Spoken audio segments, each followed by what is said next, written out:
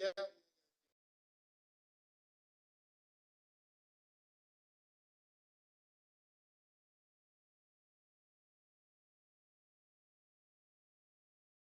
Hi, David. Can you hear me?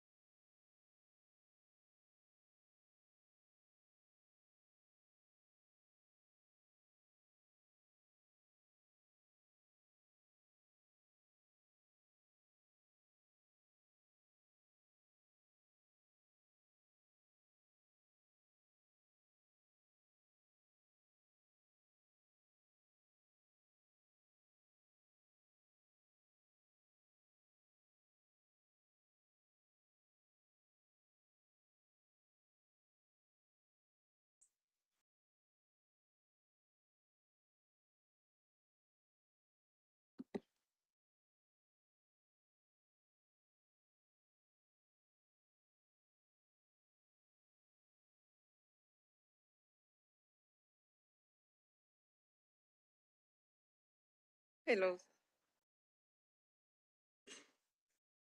The hard part is my glasses. Hard part is my glasses. See up close, I have to take them off.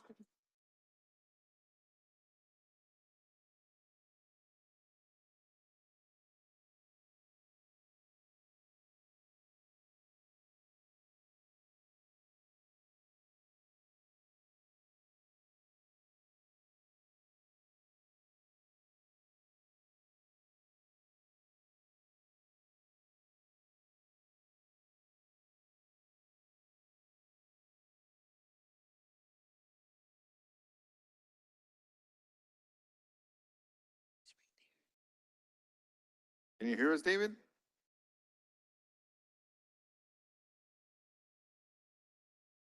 Can hear you. How Good afternoon. are you doing? Can you hear me? Good Are afternoon. you able to hear? Notice of a public meeting of the Charter Review Committee of the City of Brownsville. Will conduct a regular meeting on Wednesday, December 7, 2022 at 5:30 PM at the City Commission chambers. Members of the public who submitted a public comment form will be permitted to offer public comments as provided by the agenda and as permitted by the presiding officer during the meeting. The public comment form is designated for speakers to recognize and address the Charter Review Committee as a whole. Do not direct your comments to any individual members of the committee. There is a time limit per speaker. Mr. Chairman, it is now 5:33. You may call the meeting to order. Next item is the roll call. We have Ms. Daisy. We have Mr. Cascos. We have Mr. Martinez. We have Chairman Cárdenas. We have Vice Chair Mr. Gonzalez and Mr. Tijerina. And Mr. Merrill joined the meeting virtually. Okay, next item, invocation.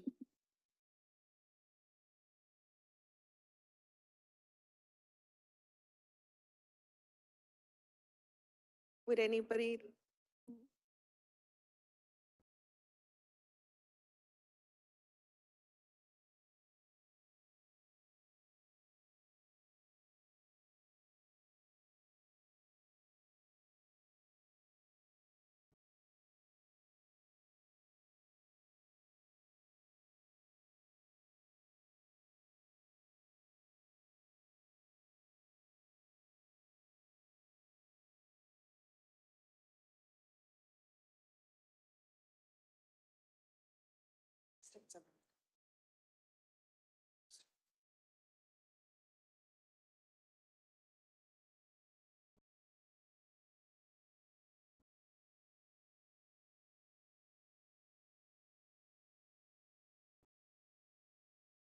Next item, we have public comment period. We did not receive any public comment forms. Next item, we have presentation update by City Attorney's Office. City Attorney's Office will provide factual and legal updates based on requests provided during any previous meeting as requested by the Charter Review Committee. Good evening, commission or committee members.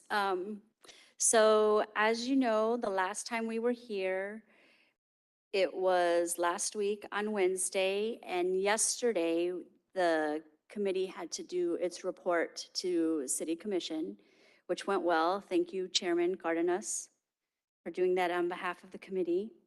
So today, what I would like to start off with is the question that you guys all asked and left us with the last time, which was a definition for cause.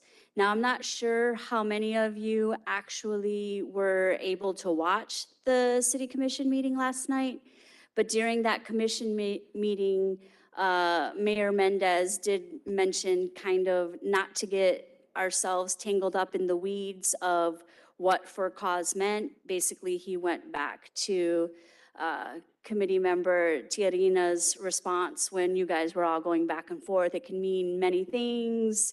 It could mean this, it could mean that.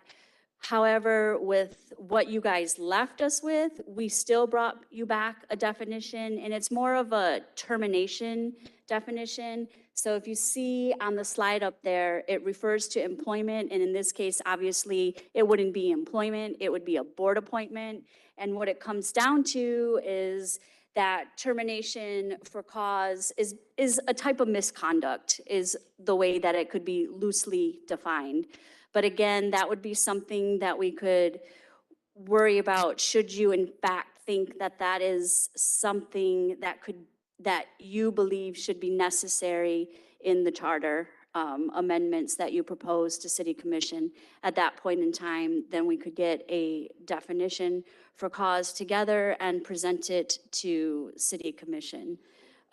Right now, the biggest factor that our office and City Commission seems to want to lean you guys towards is understanding the deadline. Obviously, most of you have been on the commission before, or the committee before. So if you take a look at this slide here, we've already gone through 3 meetings. This is our 4th meeting. And right now, the only recommendation that we have for any language amendments that you guys have voted on to take back to commission is in regard to changing the unanimous to supermajority in chapter 6, or in article 6, sorry. So we just would like to remind you guys that at the next meeting, we will be open to, we're open to the public now for our meetings, but it will be at a different location, perhaps hoping more convenient and advertisement, social media and things along those lines. We will be putting it out there and hoping for more public participation so you guys can take comments and questions from the public. So the first thing on the agenda regarding. Can I ask a question about what you just presented? Would an amendment that states, for example, removal of a PUB board member as if recommended by the ethics committee, you know, so instead of cause, could we use the language where we assign another body to make a recommendation for removal? Do you think that would work? I mean, that's in your purview to recommend to City Commission. It's also in their purview to say no to that. I mean, I personally, and from a legal standpoint, if the Ethics Committee were to make that recommendation to City Commission, I honestly think they could make that recommendation now. I don't think that that language would need to be added to the charter because the PUB board members are subject to Chapter 38 of the Code of Ordinances, and there are certain, what's the right word? Not termination, but certain, can't think of the word. Right, but right now, City Commission is limited to 1 per year unanimous vote. And if to relax that, we could allow for, you know, a recommendation from the Ethics Committee. Are you suggesting that the language in the charter change from a unanimous vote of of the city commission to the ethics committee recommending that they be terminated or removed from the board? No, it could be, for example, supermajority, which is what we have previously voted on, but also with a recommendation from the Ethics Committee. Well, that's what I was trying to say. Under Chapter 38, they have that purview right now. The Ethics Committee can make that recommendation should a complaint get filed with the Ethics Committee and go through the process of having the hearing. And at the end of it, if they determine that the complaint was valid and that there was a violation of the Ethics Committee, they can right now make that recommendation. Doesn't mean, I mean, obviously, City Commission right now, if they chose to go that route, it would have to be a unanimous vote if they wanted to go ahead and do that. Thank you. So the next item on the, More quick question. You mentioned for next week's meeting that we're going to ask for comment and take questions, so we're able to interact with the well, we'll public? take questions. We won't be able to interact, but we'll be able to, hopefully they'll come prepared with more public comments. And we'll be able to take questions and we'll have answers at the next meeting. No, you will not be able to respond back to them. Yeah. Sorry. Did you have a question, Chairman? I do. Will the public be aware that we don't have anything knowing of what's happening at PUB? Like, I'm pretty sure a lot of them are going to be looking at us to say, well, you need to do this, this, and this, and this, which they're going to be asking us questions of what's happening at PUB, which we are not aware of, other than we are here to amend parts of the charter. I mean, obviously I can't answer for True. all of the public, right? Yeah. But what we can do at the beginning of the meeting, if you would like, is to say what you have been commissioned with by the city commission, what your Gotcha. goal, your task is, so that they're aware of what it is you're here to do, which is basically recommend charter amendments to the city commission with a focus on the PUB chapter. And then just to be clear, as Jennifer had mentioned earlier, these meetings have been open to the public. So even though we're having it out at the Brownsville Event Center, nothing really is changing. We could still have people today to give comments. This is just an opportunity for more engagement. And if it helps, we could possibly do a very short recap for those in attendance of what the criteria that you all were charged with to review, and then your purpose, and maybe that might help answer some questions that the public might have. Thank you. I did have a question. At the City Commission, I wasn't sure if I understood correctly, but I believe it was said that this committee was actually not charged with the purpose of reviewing the Chapter 6 specifically. Is that right? Okay, so that's the next agenda item. So let's go ahead and have the city secretary read the first work session item on the agenda. Work session number 1, discussion related to Chair and Vice Chair's report to the City Commission on December the 6th, 2022. So, Ms. Zamora, in regard to your question right now, I believe that the chairman during his report was speaking to the City Commission, and he stated that your focus right now has been the PUB board. But I think the feedback from the commission was that wasn't supposed to be your only objective here. And that at that point in time, if I remember correctly, Mr. Flores said that there were 3 buckets. The first bucket was obviously PUB. The second bucket was city manager, city attorney's office with cleanup language and technical information. And then the third one were ones that you all saw as recommendations to the rest of the charter. Does that answer your question? Yes, so conceivably, we could make decisions on what we want to recommend for PUB today and then move on to the next bucket of items. Is that right for the next few meetings? That would be, yes, that would be your guys' purview, yes. Thank you. Within your purview. So with that being, oh, go ahead, sir. I want to recognize Mr. Merrill. He has a question. Yes, sir. Actually, I apologize again for not being with you this evening. I think I was slightly out of order in raising my hand because I have some thoughts that I want to submit in regards to what would be our suggestions for removal or for cause. So perhaps, Mr. Chairman, you could have the city attorney tell me when that's appropriate, and I've got a couple of ideas to share. Yes, sir, that would be appropriate in the next work session.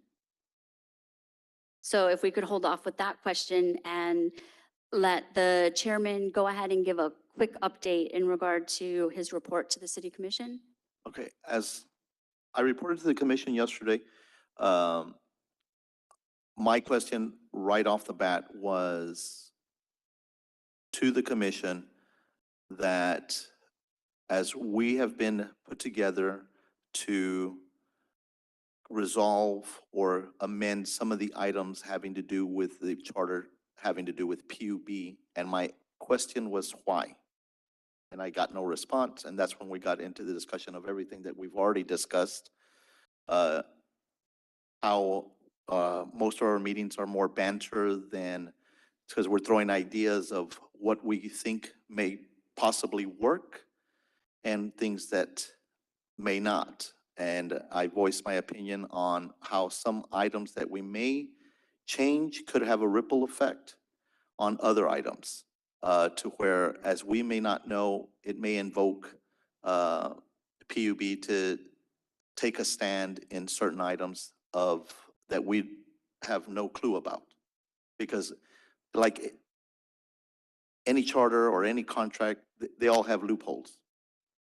And we don't know what could be caused by changing or amending something on the charter having to do with PUB. And that was mostly our discussion when they brought up that also that we have other parts of the charter to look into on their behalf.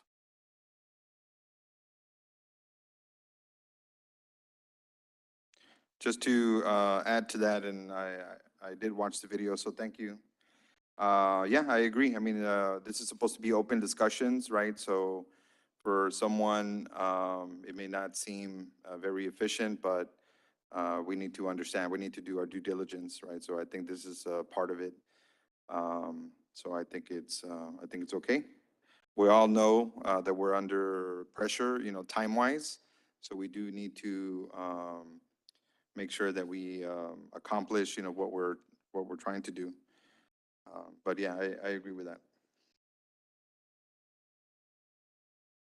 Does anybody have any questions for the chairman regarding his report last night, or any concerns or anything they'd like to raise?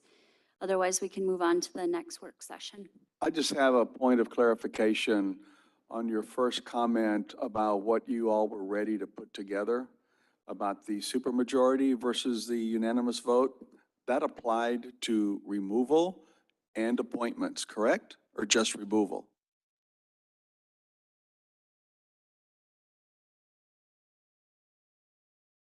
So if you look here at the slide, when we had discussed it, it had to replace majority of the city commission to supermajority with sections 1C.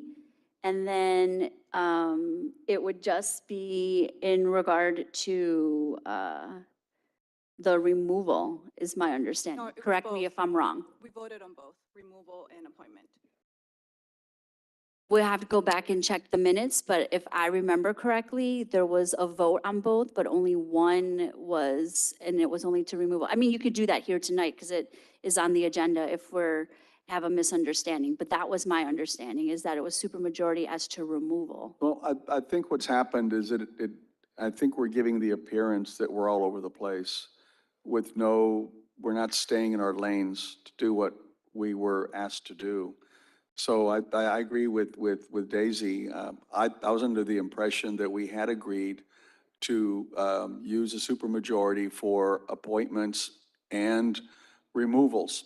Coupled with that, along that was also taking it away from an individual commissioner and leaving it for the commission as a body to make recommendations on the appointment. You remember that discussion?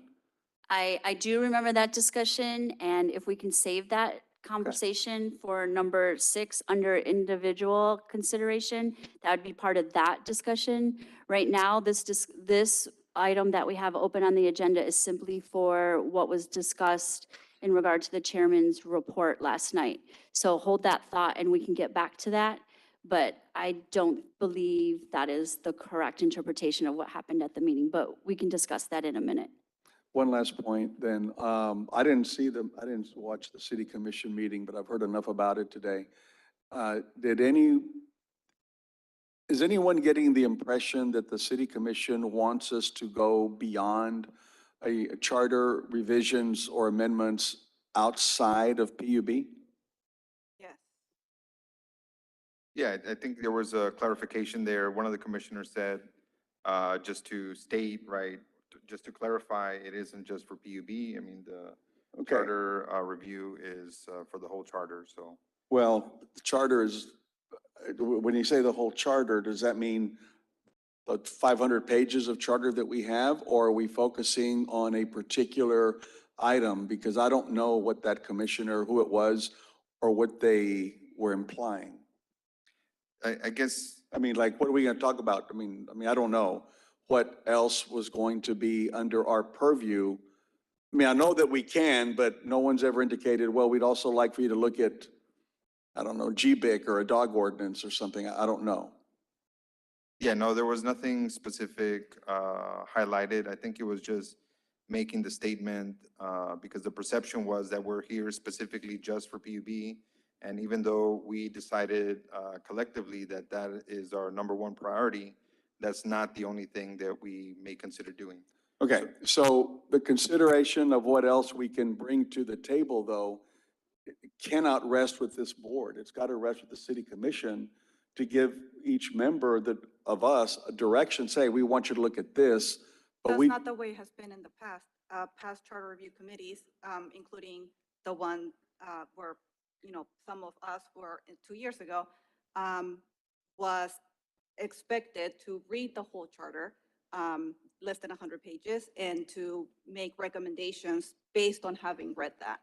So it was open-ended. The charter review committee before the one 2 years ago also was tasked with reading the whole thing and making recommendations. I don't remember that, and I was on that committee. The only thing of substance that I remember was the term limits. That's the only thing that I recall at the last charter meeting, but I don't think that, I didn't read the whole charter to see where it needed to be adjusted. I just want to make sure that we don't go off on a tangent somewhere. We come up with something. Because at the end of the day, the city commission has to approve what we recommend.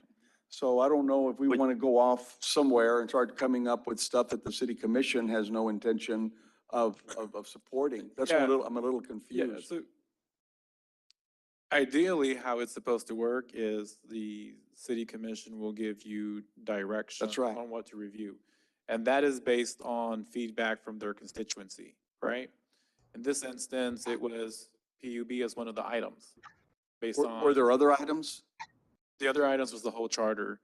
And at the very beginning, we requested from the committee, if you had a wish list, then we can talk about those and discuss them. With regards to how it's supposed to work, in an ideal world, we would get public input from the citizens about term limits, increasing salary for the commissioners or the mayor, or decreasing salary. But those concerns haven't been brought up in public comment, and more so, that hasn't been directed to us or to you all through the city commission. Could they come up with some additional amendments on their own? Yes. Could they take your recommendations and disregard them? Yes. Could they change or modify them? Yes. But I think what they're asking for right now is they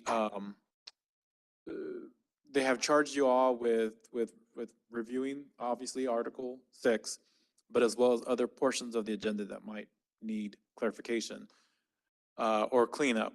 Now, they also have taken into consideration that from a legal standpoint, they're not going to require you all to look at every single aspect of it for technical cleanup, right? That has been assigned to the city attorney's office and the city manager's office. So we're reviewing it for legal technicalities or cleanup. And we will be bringing those to you all at the subsequent meeting, which I believe is December 21st, unless you all cancel that one. But that's the date that we are planning to bring those recommendations to you all. So at the following meeting, or even tonight, if there's additional amendments that y'all would like to consider, then of course, these are the meetings that we have so that you can propose that and then have discussion and then motion to have that as a recommendation for the city commission. But to answer your question on the whole, I want to say soliloquy, but to answer your question, no, the commission wanted to leave it open to receive feedback from you all. The chair recognizes Mr. David Merrill. Thank you, Mr. Chairman. I just want to, I don't know exactly who it was earlier, but somebody said there's 3 buckets out there that the city commission had addressed. One of them was the PUB issue. The other was legalese and cleanup. And the third was whether we felt anything we felt should be changed. I would urge that we focus, as we have been, on the PUB issues, because that enterprise is so critical to the success of the city, that we look forward to the city attorney's presentation for any cleanup items, so for clarification or bringing it into line with state law. And then if any individual member of our panel chose that there was some specific element within the charter that needed revision, that they would be able to do that at their discretion. But my recommendation is that we focus on the one task that is the most publicly discussed item right now, which is the PUB issue.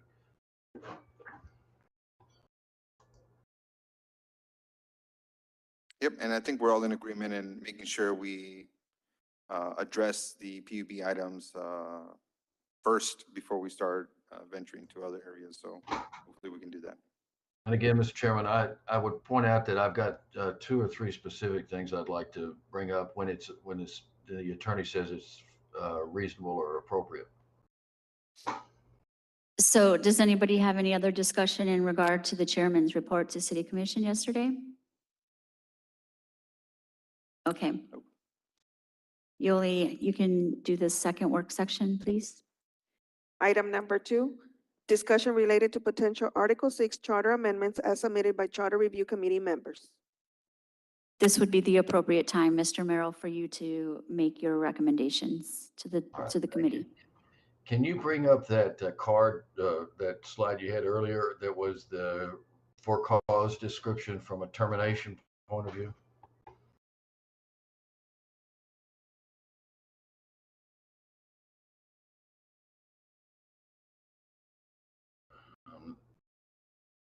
I'm not seeing it yet. I see action items, but I don't see you had a really nice and succinct chart that was about termination. Okay. It's coming up slowly through the graphics.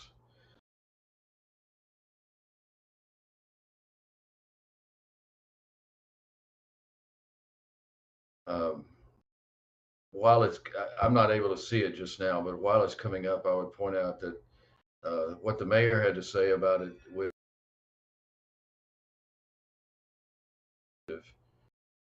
I respect that and acknowledge that could happen.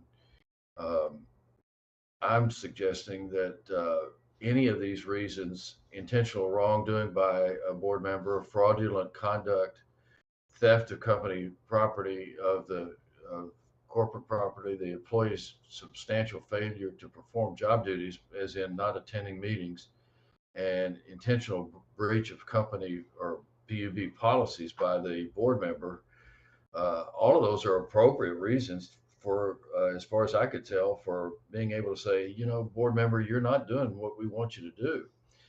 The discussion that follows, I'm not so sure about, but I would add that from my standpoint, I would say that it would be a for cause would include breach of fiduciary responsibility.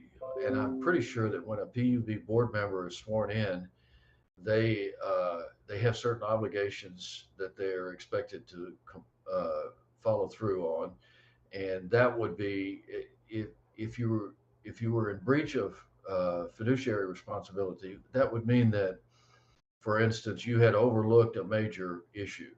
You had not reported something that might be perhaps not illegal, but was indiscreet. So I would use the language somewhat like this of a breach of fiduciary responsibility. And then I would emphasize the a disregard if a board member or demonstrated a disregard for the best interests of the organization, or if they disregard for the organization's policies, that at the very least that would bring about a hearing and a possible removal of that board member. So I still think that a for cause removal along those lines is actually going to contribute to the integrity of the organization. And I don't believe we can run them by Noe again, but I don't believe any of those things would cause a bond underwriter to be disturbed or the least bit bothered. They would figure that that's already the case. So those are my two suggestions. Fiduciary responsibility or breach of responsibility, and a disregard or a disregard for the policies of the organization. I agree. Council, do you have any comments on that? If that's what this board is recommending, that the language be drafted as, our office is more than willing, obviously, to go ahead and draft that language. As Mayor Mendez did say last night, if, for those of you who did see it, the for cause, to define for cause in the charter will be, Right, but I think based on what you're showing us, we don't need to define for cause, right? This will be a standard, this seems to be a standard language, is that right? well, this is language that most employment contracts would have. These are the types of reasons that an individual would be terminated for a cause, correct? Now, now generally, they're going to be these, but not limited to. And so I'd be concerned with trying to list out specific reasons because then inevitably you're going to leave one out. So the way I would define for cause would be for a legitimate, specific reason with justification, and then leave it at that. I mean, any reason has to be identified and justified and then voted on by the commission. So I think it gives them enough room to make decisions, but they have to be reasoned and thought out and articulated. Right, so I think if we were to include this language for cause, we could remove the 1 per year limitation and have maybe 2 per year. And we could leave it as 1 per year supermajority to remove with no cost, simply they make a decision, they don't need to explain it to anybody, or it could be 2 per year for cause. I respect that, and I respect what Mr. Tijerina is saying about it would be best to have a broad and framework rather than too specific. But I don't know why anybody would object to removing a board member who did any of this stuff or who was in breach of fiduciary responsibility. And let me give you an example of what I think fiduciary responsibility would be, Mr. Chairman, if it's okay. What I would say is if somebody intentionally misled the city commission or other board members as to the implications of their work and their conduct or their act, that would be close to a fiduciary breach that I would consider important, especially if they made a habit, for instance, of coming back to the city commission and misrepresenting what was really going on. Now, Mr. T. Handina is right. We don't want to get so far into the weeds that we try to specify everything that could go wrong. But I, I think if somebody violated any of these, or if multiple members of the board violated, we could remove them all at once if they were doing that. Has this ever happened? No, Is, maybe, I don't know if we can hear from the PUB staff as to the issues that they have had in the past with board members and fiduciary responsibility.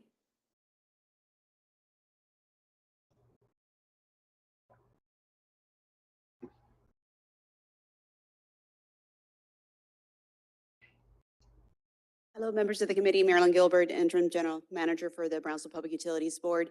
I've been back about 6 months, and prior to that, I do know that there were some fiduciary responsibilities that were violated.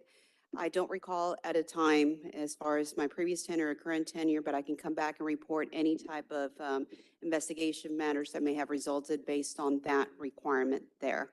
I do know that there has been past board member investigations based on some things that may or may not have transpired, and we can also provide that, but we do have a due process in place and also some confidentiality provisions that I'm not able to publicly speak about.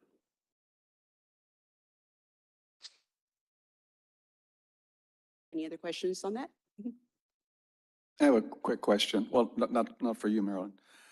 To y'all's recollection, does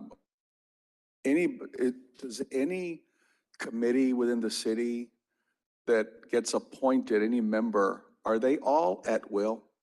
Or do they have specific terms and they got to fulfill those terms? Most of them are at will and the commission can remove them. However, there are a few, like the Board of Adjustments, for example, that are regulated by statute. And the Board of Adjustments does have language in the statute which says it has to be for good cause shown and they have to be afforded the opportunity to have a hearing. Okay, so a couple of things. I kind of agree with what everybody's saying about getting into the weeds. I don't understand why we cannot keep in mind that we're doing all this discussion, this is going to go on a ballot. Okay? And so we can't have a whole page, one side ballot trying to explain cause and, unethical conduct. And to me, an ethics committee is a toothless tiger. But to me, it's going to be kind of difficult to put that on a ballot. It's got to be so very, very concise when we do that. So just so I know, is anybody here other than me supporting at-will language when it comes to PUB? See, if they're at will, it kind of eliminates the need for the cause and the unethical and all that stuff. At will based on a super majority. And because right now, the way it is, I mean, the city commission's hands are tied. And to me, I've never heard in any entity where you're forced, I mean, there's no way you can get somebody out once you appoint them, except once a year. So am I the only one, just for the record, am I the only one that supports and this is not calling for a vote. I don't want to go down a rabbit hole unnecessarily, but I support the at-will provision for removal by a supermajority. And it kind of gives us the opportunity to move on. But if we're not going to do that, then we're going to have a 3 or 4 page ballot, trying to explain to everybody. I think your point was great at the next meeting where you do a recap. There's a lot of misinformation that is out there as to what our duty is. There's a lot of misinformation out there regarding what a charter amendment is and what it is not. And I don't think that the general population really understands. I'm having a hard time figuring out what else, the one city commissioner or city commission wants us to explore. I think you're right. I think PUB should be our focus. But if somebody said, well, feel free to go to I just read the charter that was passed in 2021, and the main thing on there were term limits. There were some other things about municipal court, terms, and there was some other stuff that I don't remember putting that together. I think that came from the city commission, if I remember right. What ended up happening, if you recall, was the city department directors came to you all and gave discussions in regard to Right. certain parts of the charter that actually reflected their departments, and they were tasked with asking you guys to look at what they believed the language should read for certain departments, and then you all voted on their presentations Well, as a and made matter the of fact, recommendations. there's even the last charter amendment in 2021, or 20, was it 2021? There's an amendment there talking about PUB. And that was not brought by you guys. That Right. was brought by the city commission. There Well, were two no, charter amendments We that were didn't brought. bring it because we didn't have time, if you remember, but we talked about it. Yes, well, that specific charter amendment isn't the discussion that you all had. You guys focused your discussion on the qualifications Right. and things along those lines. Right. What the city commission ended up adding onto the ballot that was not discussed before this board was that specific language, adding the collaboration between the PUB board and having them submit a Did that annual report. pass? Yes, all of the charter amendments Okay, passed. so that last one on the charter, if we talked about that the city shall collaborate better with PUB when it comes to all these other things, did that happen? That is something that we could define better here. We could give a recommendation to the city that, for example, there would be quarterly meetings between PUB board and city commission, and the agenda could be duly planned by the city manager and PUB CEO. And that could be a requirement that it's in the charter, and it's no longer based on goodwill, based on everybody having, extra time to meet, but it will be a requirement that has to be met. The concern, and that's a great idea to put that on there, but the concern is going to be, what is the consequence if for some reason they cannot meet on a quarterly basis? So if you put something like that language in the charter, the city commission and PUB board shall meet, you put maybe may meet, but if you put that language in there, what are you going to do if they don't meet it? Does everybody get thrown off the board in the city commission because they violated the charter? So we have to be careful as we, I think it's a great, I wish they would, but that last charter amendment and that election talked about kumbayaing, working together and collaborating and this and that. But you're right, it did not give any specifics about you're going to meet or you shall meet. Anytime you put a time constraint on something, we have to be cognizant of the fact that if it doesn't happen, what is the consequence for it not happening?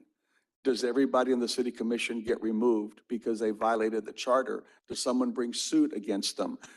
So as we go down this path, we need to be very, very careful in terms of that language. But again, I want to go back to my original thing and we can discuss it when we get to that. I will be proposing that board members be at will. Just like we have most of the committees that the city commission appoints, I think most of them are at will. They can be removed for cause, no cause. It's like, Texas is a right to work state, and you can be fired for any reason, no reason, whatever, as long as you don't violate, There is civil no other rights. board or committee that resembles the responsibility No, that some that's right. PUB board That's right. members. PUB in and of itself is an organization as large as the city, perhaps even It's larger. larger. So we're talking about very, very different things. The same regulations that apply to other boards. I mean, that's why we're not talking about other boards and committees, is because PUB is very different just by design. And because it is different, and because it gets bonds on its own, right? It needs to have a fiscal standing that this responsibility does not fall into any other board or committee, which is why we are very concerned about the influence on bond ratings based on the decisions that we make here at this committee. We all want the same thing. We all want to have working utilities. We all want to have great rates. All of us who live here benefit from that. And I think that's part of why everybody is being very thoughtful about the things that they recommend. And even and yes, we don't all agree on everything. And I think that's great because it really brings out what are the most important things? What are the things that we can all look forward long-term? And I think that having the communication between the city and PUB, we can all agree that that is something that we want. And you're right that perhaps the shaw language may giving a specific instruction for a quarterly meeting, perhaps that is not what we want. Is there language like that already in the charter about when city commission meets? No, when city commission itself, when city commission meets. When city commission meets? Yes. It's not in the charter, it's in city ordinance. And it's the first and third Wednesday of every month. But there's Because it goes, requirement for city commission to meet at least monthly. I'm sorry, say that again, I didn't hear you. Is there no requirement for city commission to meet at least monthly? There is, but it is in the, it's not in the city charter, it's in city ordinance. Okay. That can change. Now, Right. I agree with what Daisy said, with the one exception. Where PUB is like every other department is that they get appointed by the city commission. That's what they're alike. You know, I mean, we know the finances, the bond, I know all that stuff, but the one commonality is the fact that the city commission appoints. And that's probably one of the few entities that the appointees are not at will. Most everybody is. So let me, to go down that road, if you're suggesting at will and they can be removed whenever by a By supermajority, right. would you be limiting that to one person, two people, or can you do clean slate? I mean, it's hard enough to get four. So, but let's just assume, because if it's written, then you got to assume that at some point in time, it could take place. It is possible. And so I think, one of the reasons we're here, and I guess the question I would have would be, the idea is to limit the distrust and to increase the transparency. And so why wouldn't you at least want the commission to give a reason for removing? Because I think if you run into a situation where they say, you're all gone, and they don't have to give a basis, then I think that's just going to add more questions and distrust, and it removes some form of transparency. And so if you just add the requirement of give a reason and support it, then I don't see how that does any harm. And I think it just, it shines light on the activities and why they're doing certain things. So not having that requirement, I guess, what would be the why? Giving the city commission the ability to remove. That's it. I mean, what are the odds? I mean, is it possible? Yeah, everything's possible in this world. But what are the odds that 5 members are going to vote to remove every member of the PUB Well, board? didn't they do that for one of the GBIC? Yeah, and they appointed themselves, right? Well, then let's go. We'll just do it to where the city commission becomes the PUB board members. Solves that, It's. I mean, I think you wanna that politicize- item should be placed on the ballot as well. And if it gets voted down, it gets voted down. But I think, I mean, I understand that point. I really do. But if you're talking, and look, just the elephant in the room is here is that as we speak today, the trust in the PUB family is somewhat weakened. And that's being very kind, okay? There is no trust right now. And saying by virtue that the city commission right now cannot remove anybody from there, and really they probably should not, because nobody that's on there today was there during the 4-letter word known as Tenasca. And I understand that. But I think giving the city the opportunity to do that, if something should happen, why not? Doesn't mean, But you clarified that with if something should happen. well, but define what happens, like cause, define what cause is, define what does it mean? All I'm suggesting is that giving the city, look, the main challenge the city has had all this time is that they claim, and probably rightly so, that they don't know what's going on at PUB. They have no control over it. They don't do nothing. They can't remove anybody. They can't you got to do one a year. I mean, that really, really ties down the city, but I think just don't- everyone agrees to that point. Yeah, and I just don't see 5 members. Now, if it happens, then those 5 members are going to run for election, and that's that's when that call is made. But I'm thinking, why, I mean, I just don't see conceivably 5 out of, how many commissioners are there? 7? Are there 7 members of the commission? Okay, Yes. there's 7 members. I just don't see 5 of those voting to remove everybody. Then why not limit it to 2 members or 1? Whatever the number is. I mean, it can be 2, it can be 3, it can be 4, whatever the number is. But they can remove them to me, I think the at-will provision is, to me, it's more sacred than the cause, because the cause is very, very subjective. The at-will, you get 5 people to vote, I want to remove 2 members, you get 5 people off, move, don't move, they go off. But the way it is now, that's why we're here, to try to fix this. And I don't see anybody getting off center and really fixing it. We're just kind of going around in circles about, well, let's do this, let's not do that, or whatever. I mean, that's why I still think the at-will provision is a good provision. I'm not gonna, So, I mean, but everyone's everyone's agreeing that we should have a supermajority. Right. Everyone agrees that we should be able to remove more than 1 person a year. I think everyone is in agreement with that. It seems like a distinction would be, well, how many and for what reason? Right. And that's where we're at. I would like, I mentioned it last time, but I would like to add that any of this provision would include the suspension of, or the removal. Because there might be an issue where they want to decide to suspend someone while, this is ongoing. And so there'd just be at least not making that decision right off the bat. And so then I think the only thing that we would have to decide is, do we limit the amount and do we have a reason for it? I'm not, Tomas, I'm not real big on suspensions of appointed people.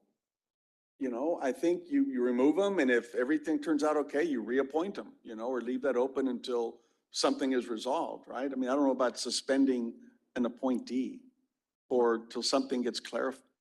They're not Based on our employed. conversation not last employees. week, I think we can move on from the removing all board members at will. There was no support for it last. Well, I'll make a motion when the time comes, and if get a second, it passes their support. If there's not, then it doesn't. But Well, I've the gotta go on commission could record that always- That's what I support. Huh? Just, the commission could always just Yeah, write that in if they wanted to. the commission did that the last time. Whatever we recommend, they can alter. They may decide to put it on there, or they can deny it. That's I don't right. know, if we want to give David a chance to speak. The chair recognizes Mr. Merrill.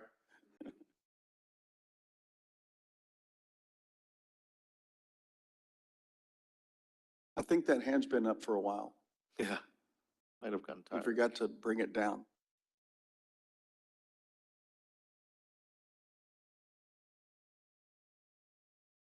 Are there other ideas that we can discuss as to potential amendments?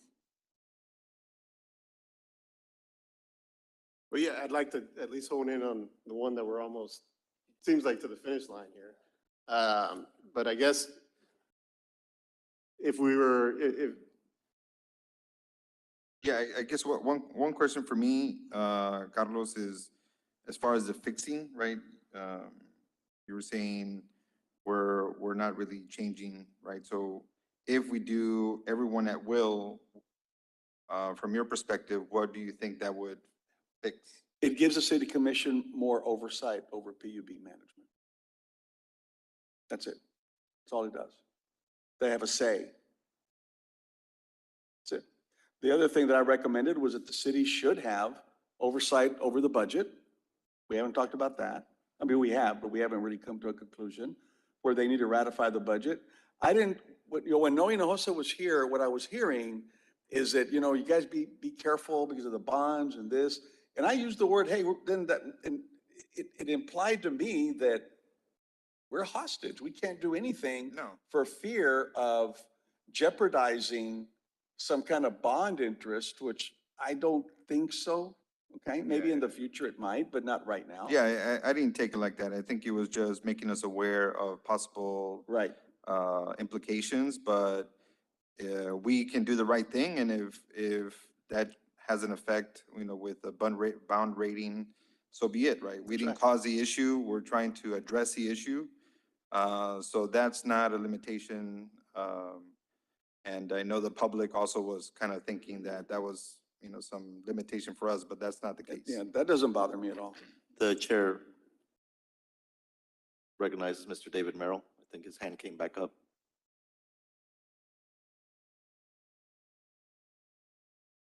I think we still, there we go. Go ahead, Mr. Merrill.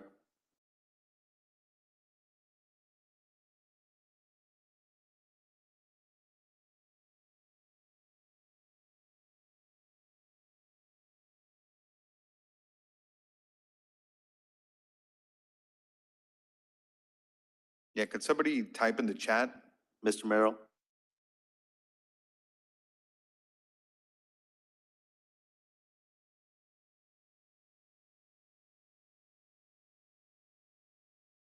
Is there a phone number? I mean, we don't need to see him visibly, right? So.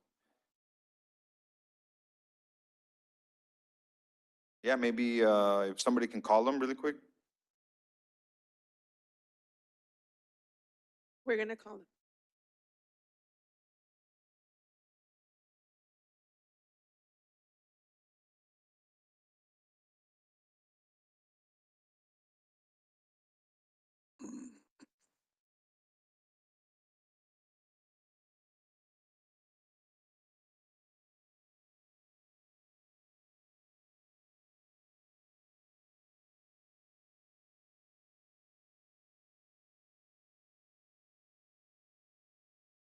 Yeah. No answer on the phone.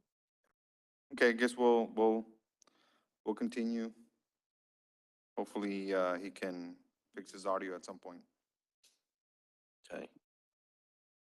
Mr. Merrill, if you can hear us, please pull up your agenda and look at the phone numbers in which you can call in. You can leave your video screen on and just call into the phone number so you can hear us at least.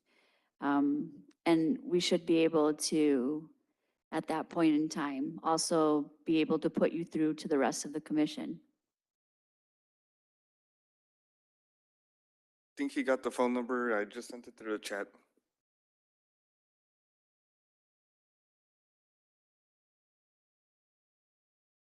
Yeah, so going back, thank you for that clarification, Carlos. I think that's helpful for me to understand. I think the difference may be that I'm not sure. I mean, it would give them more oversight, but I'm not sure that that's really,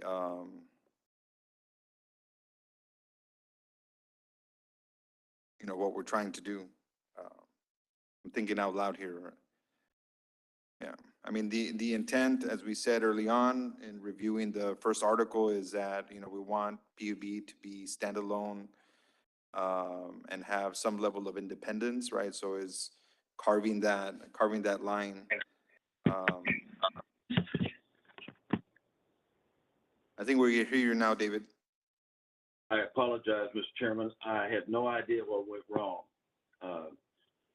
None. And most especially, I apologize to Mr. Coscos because I really saw that he had plenty to say.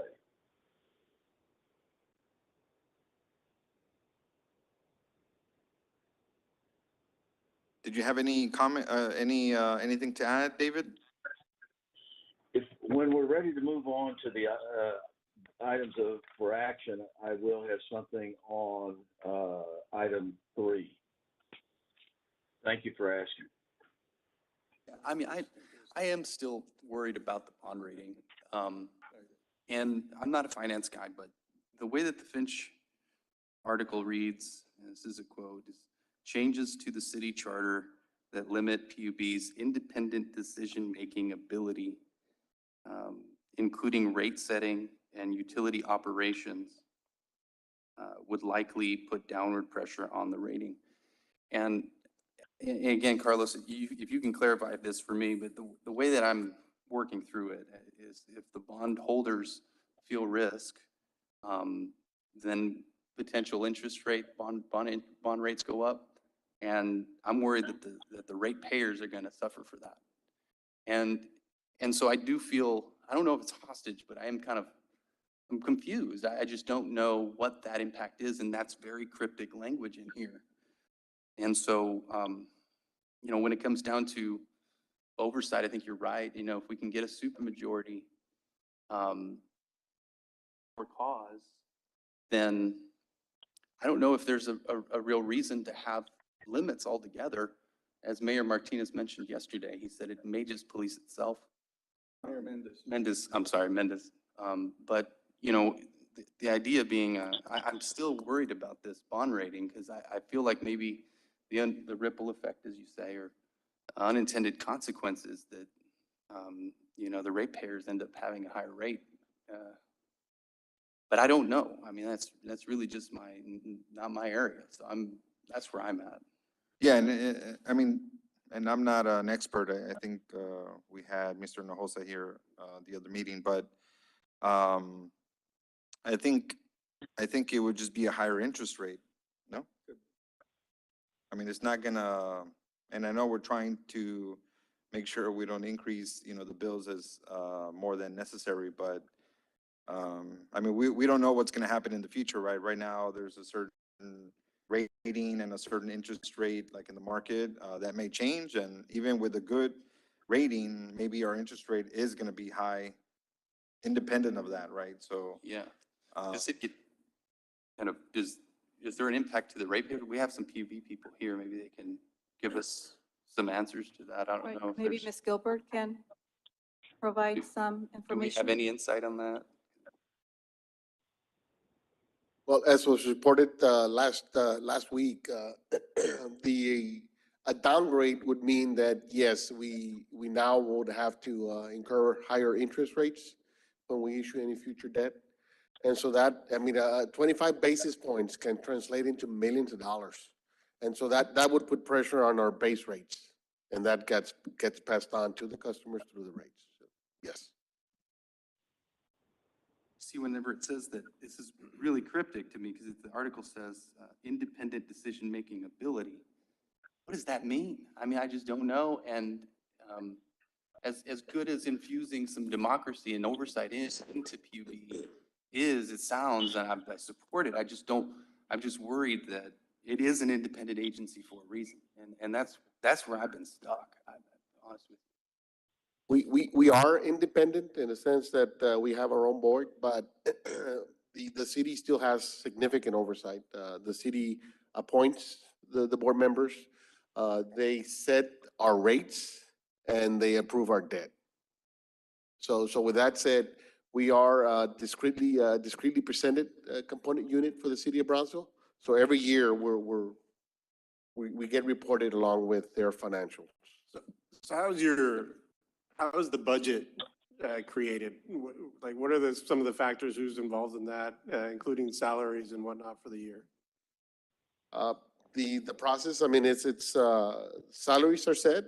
If there's any room for a potential COLA or merit or a market study. We recently saw this past budget, the city approved a market rate study. We are currently undergoing a market rate study. So that gets factored in there into the employee salaries if we have sufficient money available for that. It was mentioned in past meetings that we need to maintain a debt service coverage ratio as per bond covenants of at least 1.25 times debt service. So for every dollar that I pay in debt service, principal and interest, I need to generate net revenues of $1.25. Right? So we get to back in, we will estimate what our revenues will be based on historical trends on our KWH sales or gallons for water sales. And so we derive at our revenues. And so at that point, we know and we understand what our O&M expenses need to be because we need to maintain at least a 1.25 times coverage ratio. And we can't exceed that particular O&M budget. And so if it ends up being that there isn't going to be sufficient monies available, say for a market study, then we can't. If we can't afford it, then we don't do it. But Mike, we're talking about two different things, okay? One, we're talking about the financial side, which is what you're talking about. And then the side that I'm referring to is on the oversight site. I just don't see how the city commission doing this at will is going to impact the fiscal integrity of PUB. Rates are the same, nothing's gonna change. Now, what the concern appears to be the bonds. Well, the integrity of local government plays a part in bond ratings as well, whether they want to acknowledge it or not. I just don't see bond companies coming in because we're changing this to change anything. But you're talking about the fiscal side, the debt, the debt service ratio and all that good stuff, and Tomas about the budget, and, that's a separate component. It's got nothing to do, I don't think, with appointments, with removals. It does have something to do with how much money PUB may transfer to the city, because that is a fiscal implication. But how the city appoints, how they remove, somebody explain to me how that's going to impact the fiscal performance of PUB. Well, I mean, our board sets our policy, sets our direction. And so if at any point in time, if they're all removed at will, well, I mean, that, It should keep going. I it mean, hinders our operation. I mean, yeah, it's not going to impact that's the only thing. I mean, come on. I mean, look, I mean, right now you're talking about, bond increases, potential rate increases. Well, that is what we're trying to anticipate. But right now, the outcry is the amount of rate increases that the ratepayers have encouraged or gotten in the last several years because of the four-letter word, okay? No one said anything about that. So now we're worried about ratepayers having to pay more because interest rates may go up a quarter point. I just don't see how, and I understand your point, but I just don't see how doing the at-will provision or the supermajority or minority or any of that has to do with the fiscal operations of PUB. The board members, they may adopt the budget, they may adopt policy, but they do it on the recommendation of staff. They do it on I don't believe a single board member is going in there and analytically looks at every budget item, every capital improvements project. They rely on the administration. They rely on staff, and that's the way it should be. But for someone to tell me that, well, if we do this, it's going to impact here, and it's not your fault. I think you're suggesting, some valid points, but I just don't see changing the makeup of the board or how they get appointed or how they get withdrawn is going to change the fiscal budget of PUB. Okay? You all had a $49 million. operating. Yeah, you all had, it's not going to affect anything. I mean, people still going to get their water bill, their wastewater and their PUB. And the one thing they said that the city sets the rates. No, PUB recommends to the city what rates to set. Is that correct? Yeah, we recommend. Right, right. You recommend it, but I think what you said was that the city sets the rates. The city does not set the rates. They may thumb it up, thumb it down, or maybe come up with a compromise, but the city doesn't say, hey, we want you to do this. PUB comes to the city with a recommendation. At least that's what I've seen in the past. Yeah, but the city can deny. Yeah, they can. I mean, so PUB does not set the rates. That authority is Right. with the No, I city commission. understand that.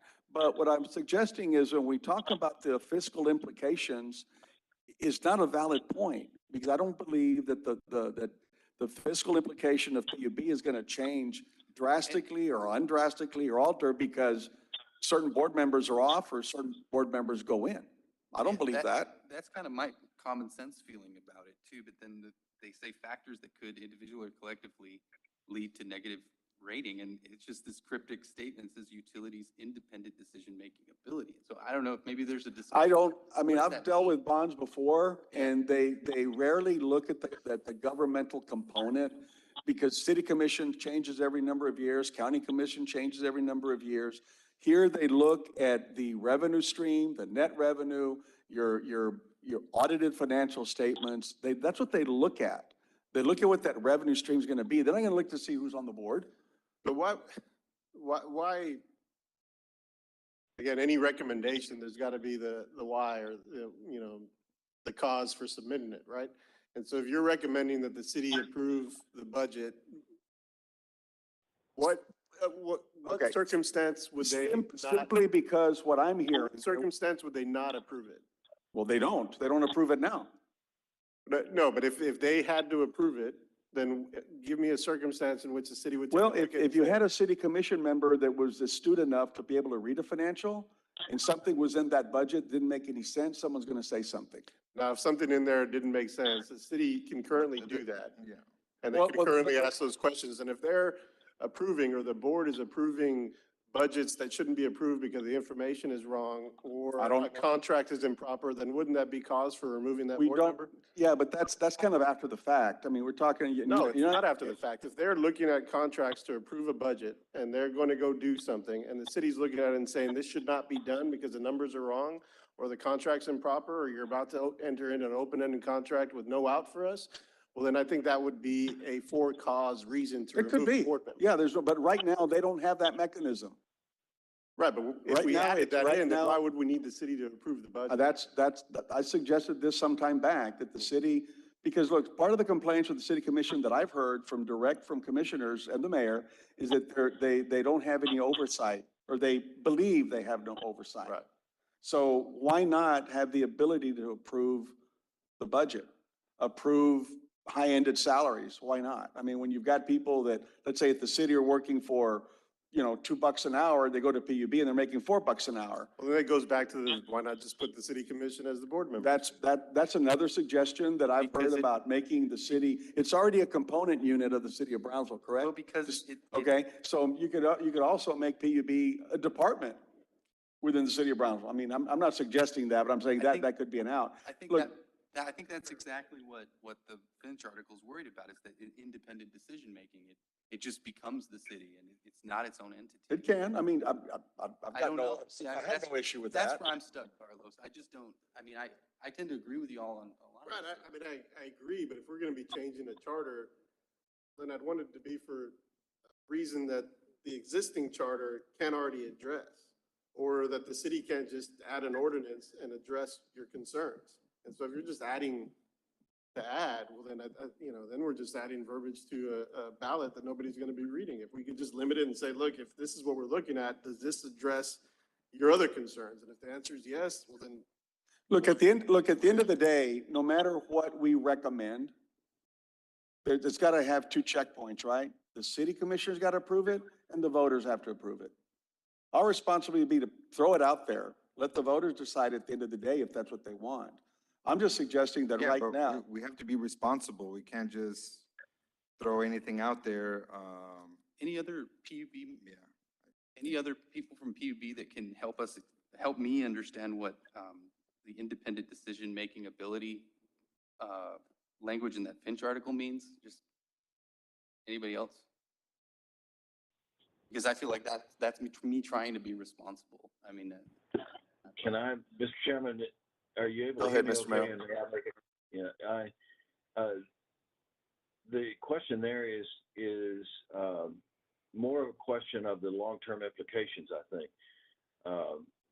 The history of PUB has to be taken into consideration. The fact that it was approved by the voters, the fact that they didn't want to sell it to the for-profit power company, the fact that there was a history of poor performance on the part of PUB, the fact that there have been political appointments, and there have been at times things available to board members that weren't available to the general public.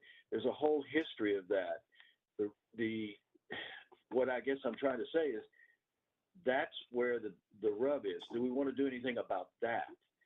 If we do something about that, the rating agencies are going to come back and say, let's say we decided that we wanted 100% ability to be able to dismiss the board at will. The rating agencies are going to say, okay, this is a pretty significant change in the way that PUB has been run for these many years. What do we think that's going to do to damage the bond rating for this organization? And they'll review it and they'll make a decision. And it is likely that because the change is tenuous, meaning that they don't know for sure what's going to happen or what the long-term implications are, the rating agency will. I've seen it where they put something like maintain the A+ rating. However, it is pending a negative outcome. So it's not so much that what we do does or does not affect the income for PUB or the ability to pay or anything like that. It's simply a change that is going to call the raising agency to look at us. And that when they do that, there is a chance that it will lower or put in jeopardy our current rating. That's all it is. It's not, you're absolutely right, Carlos. It does not change the cash flow. Doesn't change the city or the PUB's ability to pay. It just is a change that the rating agencies will look at. And there's three of them that are important, two of them particularly important, and S&P among those is probably the most important. And if they come in and say, gosh, that looks bothersome to us, we think we'll go from an A+ to an A or an A-. It's going to impact it. It's not going to kill you. It's not going to remove you from the ability to do bonds, but it is going to impact you. And that to me is, let me just one more point, and I apologize for belaboring it, but if we look at the history of why we are where we are with appointments to the board, that is the reason that it makes a difference. Not that, I mean, if we come in and say wholesale, fruit basket turned over, everything's out the window, baby in the bathwater, all of that stuff, it tends to my way of thinking, to avoid looking at the history that is behind PUB. And the reason that they have a board structure the way they do. Thank you, Mr. Chairman. Thank you, David. Let me ask a question. And I don't like dealing in hypotheticals, but this is a hypothetical. Does the city of Brownsville have bonds? Yes, They have a rating? yes. Okay. So coming up in May, we could potentially have 4 new members sitting on this commission. Potentially, right? They're up. Some may decide to move over a chair. They may lose. We don't know. You could potentially have 4 new members on this commission. Is that going to impact the bond, city's bonds? Is that going to cause interest rates to go up? And the next time they're going to go up because you have 4 new city commissioners and a mayor sitting here? I don't think I'm qualified No, to I, answer that that was, question. that was a rhetorical question. Because that's what I'm hearing, that if we do all this, oh my God, this is going to happen. It may happen anyway, regardless. But I'm saying that we cannot let that allow, because again, in May, we potentially could have 4 new city commissioners and a mayor up here. I think just that. Okay, think about, I mean. No, I get it. Think about that, think it's because a that's great the same argument that we're using with PUB right now. Well, we can't get everybody out, and because this might happen. Well, this could happen to the city of Brownsville The only in a few difference months. in that, and that's a great hypothetical. And it is going I think it is going to happen. I mean, but that's neither here nor there, but I think it is going to happen. The difference is that those municipal bonds were negotiated with that in mind, as where the PUB bonds weren't. I don't know. And I don't know either. See, that's I don't know. I don't think that when you do municipal bonds, you do it based on a body and a revenue stream. You're not going to say, well, if so-and-so is on the commission and so-and-so, but if they get out, oh my God, what are we going to do? I just don't buy into that argument. I mean, that's, anyway. Let me add That's all I to the hypothetical. What if all the commissioners would be coming in new? Yeah. Would that change? Like, as systematically, though, that's the nature of the city and its election process. That's not the nature of the independent agency that we're dealing with. So, I mean, I just don't know what this independent decision-making ability means. And it's, and I do want to move past it, believe me, I do, but I don't get a clear answer from PUB or anybody about it. I think Ms. Gilbert was about to answer your question. Ms. Gilbert, if you can come up to the podium, I have a few questions. Quite a few. But I'm not putting you on the spot. Okay, I'll be happy to answer any I know. questions. If I Okay. have the answer, if not, I'll get back to you. because it's been spoken that our city commission their hands are tied. At any time, could our commission gone to ask for any report from PUB at will or through our city manager? That is correct, at any Could- time. Could they, at any time, while the Tanasca project was going on, ask for any type of reports to find out how it was coming along, who's getting paid, just to keep our public updated on, hey, you know what, this is what's happening at Tanasca. If y'all aren't going to the PUB meeting, I've gone over above and beyond of your city commissioner to find out for you what was going on during the process of Tenasca. That is correct, and there were joint meetings and Okay. presentations. So if we had an elected official that was more active at PUP, could they may have seen that, hey, wait a minute, this doesn't look right, and brought it up to the attention of the board, which they appointed, and had a meeting with them at any time. Theoretically, yes, I was not here, but yes, that is how it happens. Okay?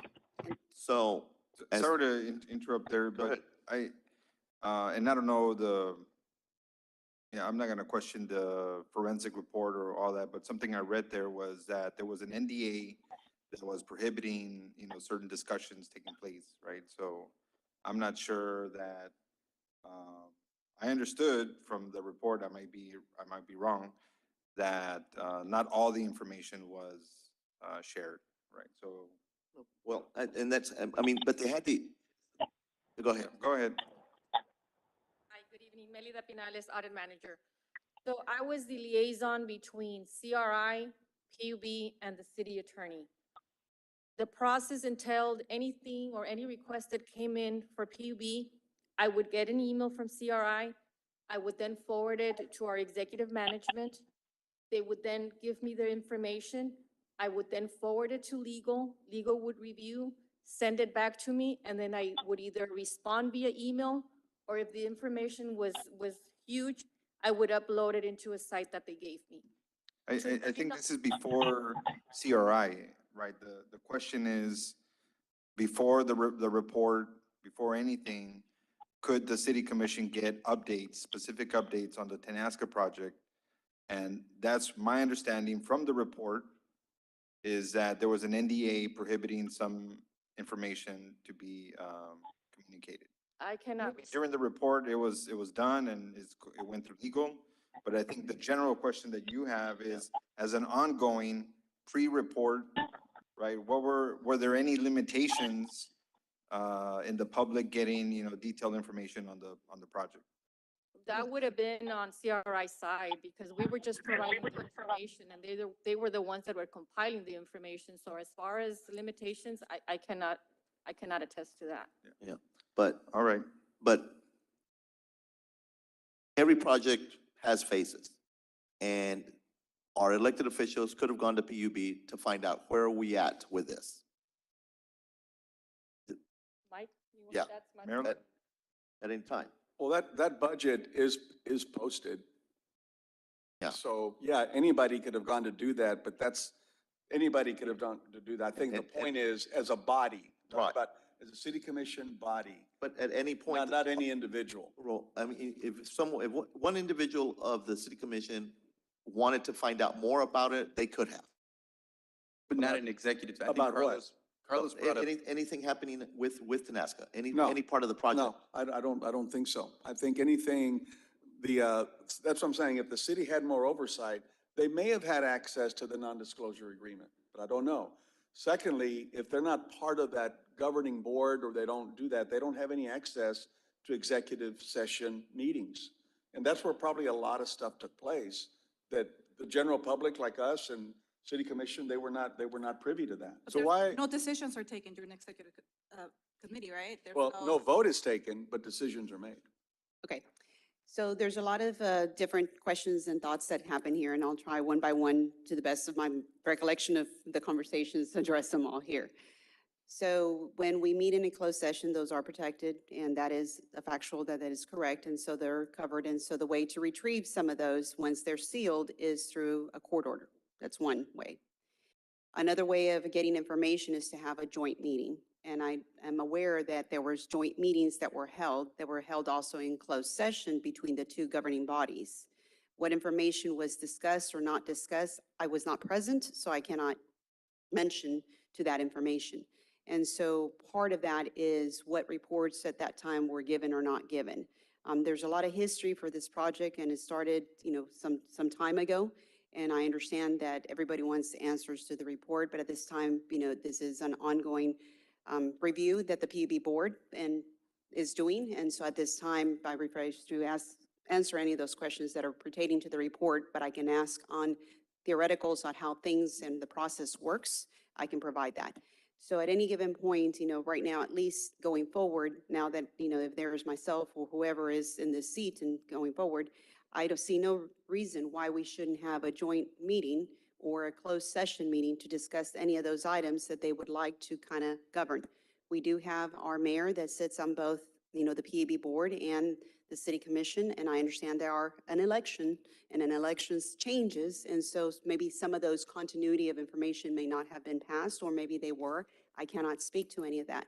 But going forward, we'll try and do a better job to communicate between at least the two department heads or organization heads in providing that information. I think right now I have a very good working relationship with the interim city manager, and she and I regularly communicate. I'm in the process of establishing additional procedures in place between our staffs to collectively work together. I mean, we do report to the board of directors, and we're here because we find this important for all of us to understand what is going on. And I think as being part of the community, also as a resident of the community, I feel that it's important to also be here to understand because all of us are affected here. And so with that, I do want to say that last time I haven't said thank you for each one of you because you're taking a lot of time and you ask excellent questions. And thank you for your volunteer on this committee because, without you, then this is what a whole democracy is about, various different factions of the community and being able to provide that information. So back to your questions on the various different things. I think that going forward, we can do a better job of communicating. You have an organization full of engineers and accountants. And so maybe communication may not be the best way of us doing there. We're just worried about keeping the lights on and turning on the water, and we're not out there in a PR campaign saying everything that we do. We're probably the worst ones in patting ourselves in the back and saying everything that we do. Today alone, we received an outstanding award on our financial statements, and I will be happy to forward to everybody there and some of those things that are there, and those are not things, and I hope to share with the community some of those things. I don't think the governmental of accounting offices would be issuing those awards if our finances were not in place and giving us those awards. Well, I don't know what report you're talking about. Could be what, unqualified opinion, GFOA, I don't know. But let me ask you, have the rules changed when it comes to what can be discussed in executive session? There's Not only that I'm three aware things of, you can and those discuss. are the Texas local government code, and I can give you that and what can be No, provided. I mean, I know what it is. I just wonder if they're being changed. I think personnel, litigation, and maybe acquisition of real They're estate. different for utilities and for municipal governments in that that for other and serving in other government boards as well. They're very different for Texas municipal utilities. We are under protective areas that we have, and it has to do with the competitive nature. So besides of what the ones you mentioned about personnel, litigation, and some of those other And real estate matters, those, I'm not talking, we have a whole other section of the Texas local government code that prevails, and I'll be happy to forward those sections. That, And- that I'd like to see. And that Please. particular section, and that is why a lot of these things fell under those. I'm not the lawyer here in the room, and I know there's lawyers up there, and I'm sure you guys can look it up where it falls. And I can't recite off of the top of my head, but if anything that our competitiveness and how we procure power and how we pay into the market and how the ability for us to maintain our competitiveness. As an example, if we know that the power is going for, let's say, $100, and then we say, oh, our costs are going to be X, and then then the number gets out in the community, and then we go out for RFPs, and then they say, oh, well, their cost is going to be 100, so we're just going to bid 100 when maybe we could have gotten it for 50. And so those are the type of things that we try and do that. If somebody perceives that we're going to be short at any given point in time, and by short, I mean we don't have enough power within our system, then they might at that point gouge us. It's supply and demand. That's all But it is. aren't RFPs subject to public information? No, they're not. They're not. They're not. I did not know And that. I'm not the public information, and we have the custodians of records, and I do have somebody here from public information. I don't know if she has any of that information. Yeah, if I can get, I'd like to read that just for my own knowledge. Requests for proposals are subject to public information That's what I thought. after. Yeah, the- yeah, yes. after they're awarded. After. I understand. That is correct, Yeah, after. okay, that's what I thought. But there are still limitations even after the fact. There could be. Yeah, you got some protections. Yeah, Yes. I know, okay. So got these are it. done, or I guess if you're suggesting that some of these are being reviewed in executive session, the mayor's sitting in executive session as a member of the city commission. That's correct. And so does that privilege not extend to the executive session for the city commission? Is the mayor prohibited from talking about what occurred in the executive session with the city commission in executive session? I don't think so. I don't think so. So then what would But I don't stop the know. commission from being able to get those records so long as it's being reviewed in the commission's executive session? Isn't it just an extension of that meeting? I would have to disagree with that I don't know. analysis. I'm asking. Yeah, that's why I don't We think so. will do, I'll defer to Will if he has a different opinion, but in my legal opinion, I would say that he is sitting as an ex officio for the city commission on another board in an executive session in which they believe only those individuals in that room are privy to that information. I don't believe he is an extension of the board or an extension of the city commission, because he doesn't have voting rights or anything in regard to PUB from what I remember. I could be wrong, but that is what I remember. The mayor He is is there, a voting member of the board.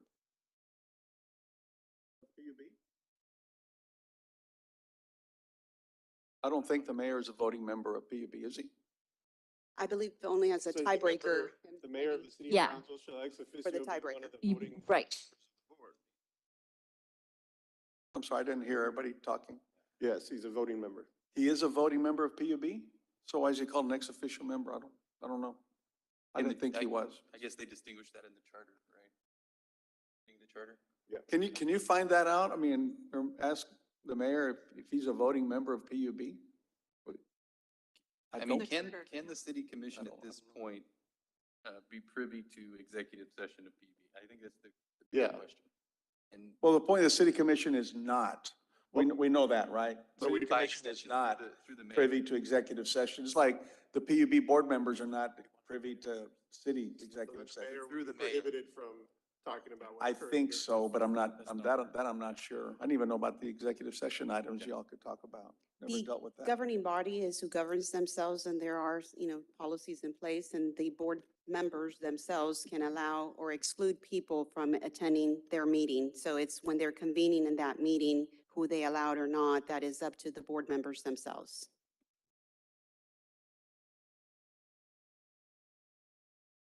Can you help me understand, back to my question on the independent decision-making ability? Do you have any insight on that?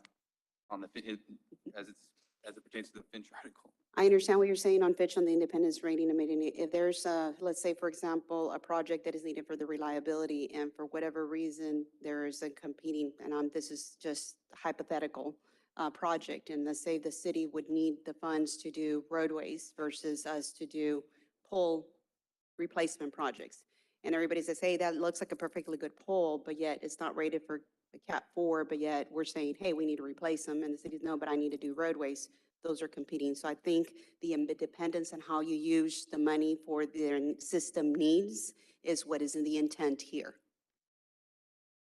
I just want to clarify that Mr. Tiarina is correct. The mayor is a voting member. He is just, because of his capacity as the mayor, he is automatically just a board member. So it goes back to the point of, in executive session, would he in then turn be allowed to come back to the city commission and give them information? From a legal standpoint, I would say no. He would be able to, because he would be breaking executive session rules. That would be my legal opinion, but we could double check into that. We do have a PUB board council, and I do recommend that if these are the questions that are beyond my capacity as the interim CEO that are more of a legal in nature, and I'm not the legal person in the room to be answering those questions, I would recommend that any of those legal questions be deferred to our board council, and then we can extend that invitation at your subsequent meeting, and they can answer any of those governing rules as well, Thank if you. that's And possible. depending on what, not to say anything about PUB's attorneys, but depending on what they opine, we might have a different interpretation, right? For those lawyers on the board, Well, I think we go back to communication issues between the two entities, and that's, I think, where we're just kind of we're worried about the communication between the city of Brownsville and PUB. And it appears as though the charter affords oversight to a certain degree, to a large degree, and it's just about in practice, I think, where we run There- into problems. There was a question that Mr. Merrill asked last week that I would like to pose to you. And that was, what do you think are things that we can do in the charter to strengthen that City of Brownsville PUB relationship that don't necessarily limit PUB's independence? So the question is, would prevent the PUB's independence? No, how do we strengthen the relationship? How, We straighten the relationship. Yes. I think right now, open communication and meeting jointly with the two boards at any given time, Without- having a I joint think it's meeting. conditioned on without reducing its independent decision-making. You see, that's where I'm stuck. Maybe the question is simple. I mean, do you think that if we decide to do a supermajority to remove and not have any caps on a yearly cap, let's say, do you think that that would limit PUB's independent decision-making? I think this is why this government body is here, and if you want an opinion, I can provide you an opinion, and I'll provide it in writing, but that's the whole point of the committee here. I'm sorry throwing it back at you, but I will provide, if that's being asked of PUB, what our opinion and what it is, we will provide you something in writing. I would like it. I mean, Okay. I would like to know what the entity thinks of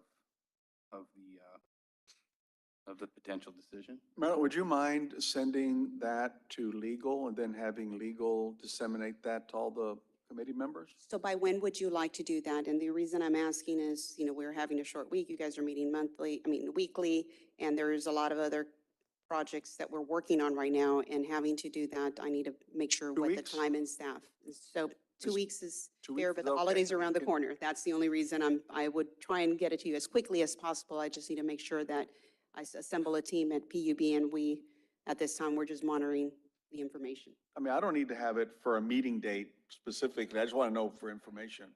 Yeah. I just want to know, I just want some insight. Right.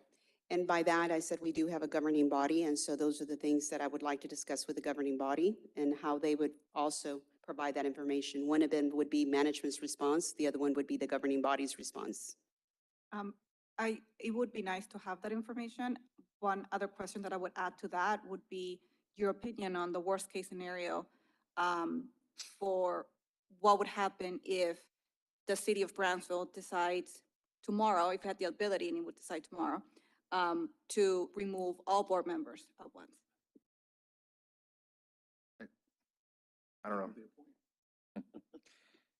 Yeah, I don't know if that's gonna put you guys in a tough spot, I imagine. So.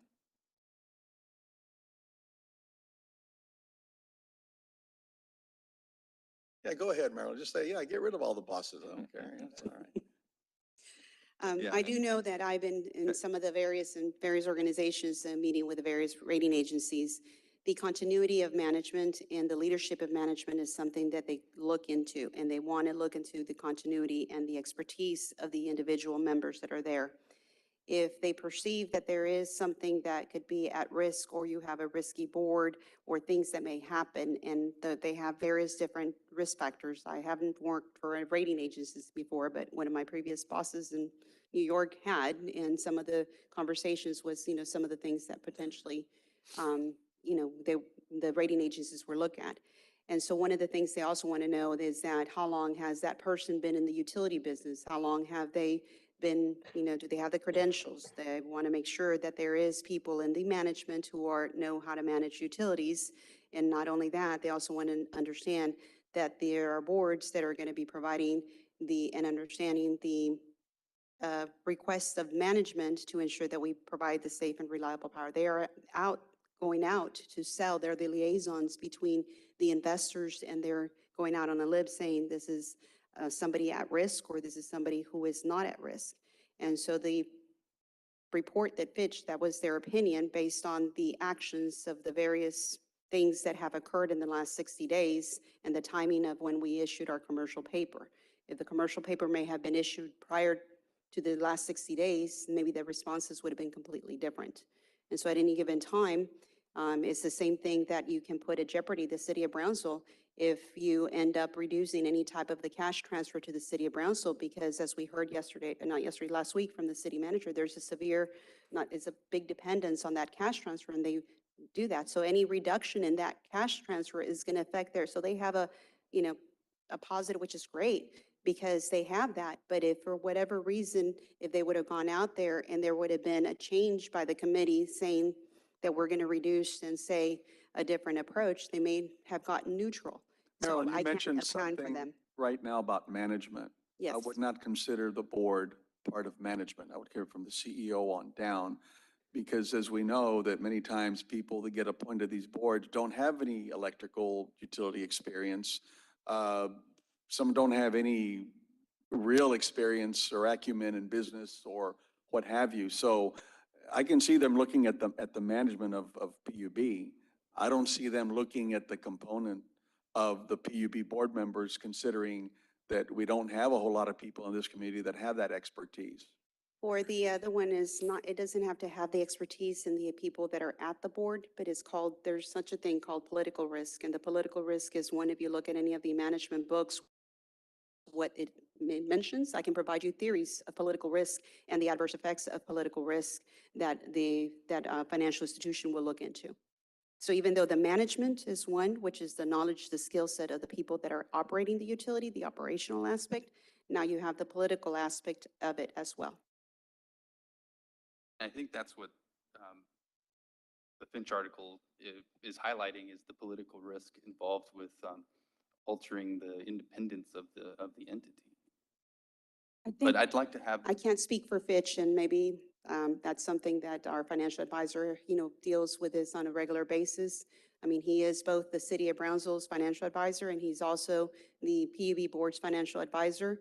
So he can probably provide you how it affects both sides of the equation and not just one on the PUB side. I can let you know that if I was on the city side, I could understand, why they would be, if you reduce any type of funding to us, that they might be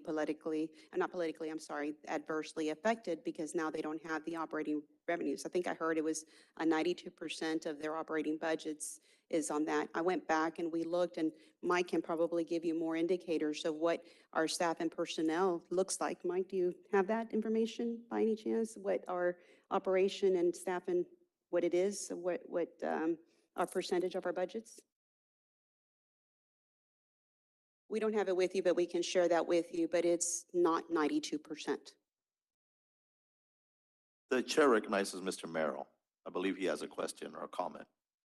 Thank you, Mr. Chairman. Can you hear me okay now? I've rebooted a couple of times. Can you hear me? Yes.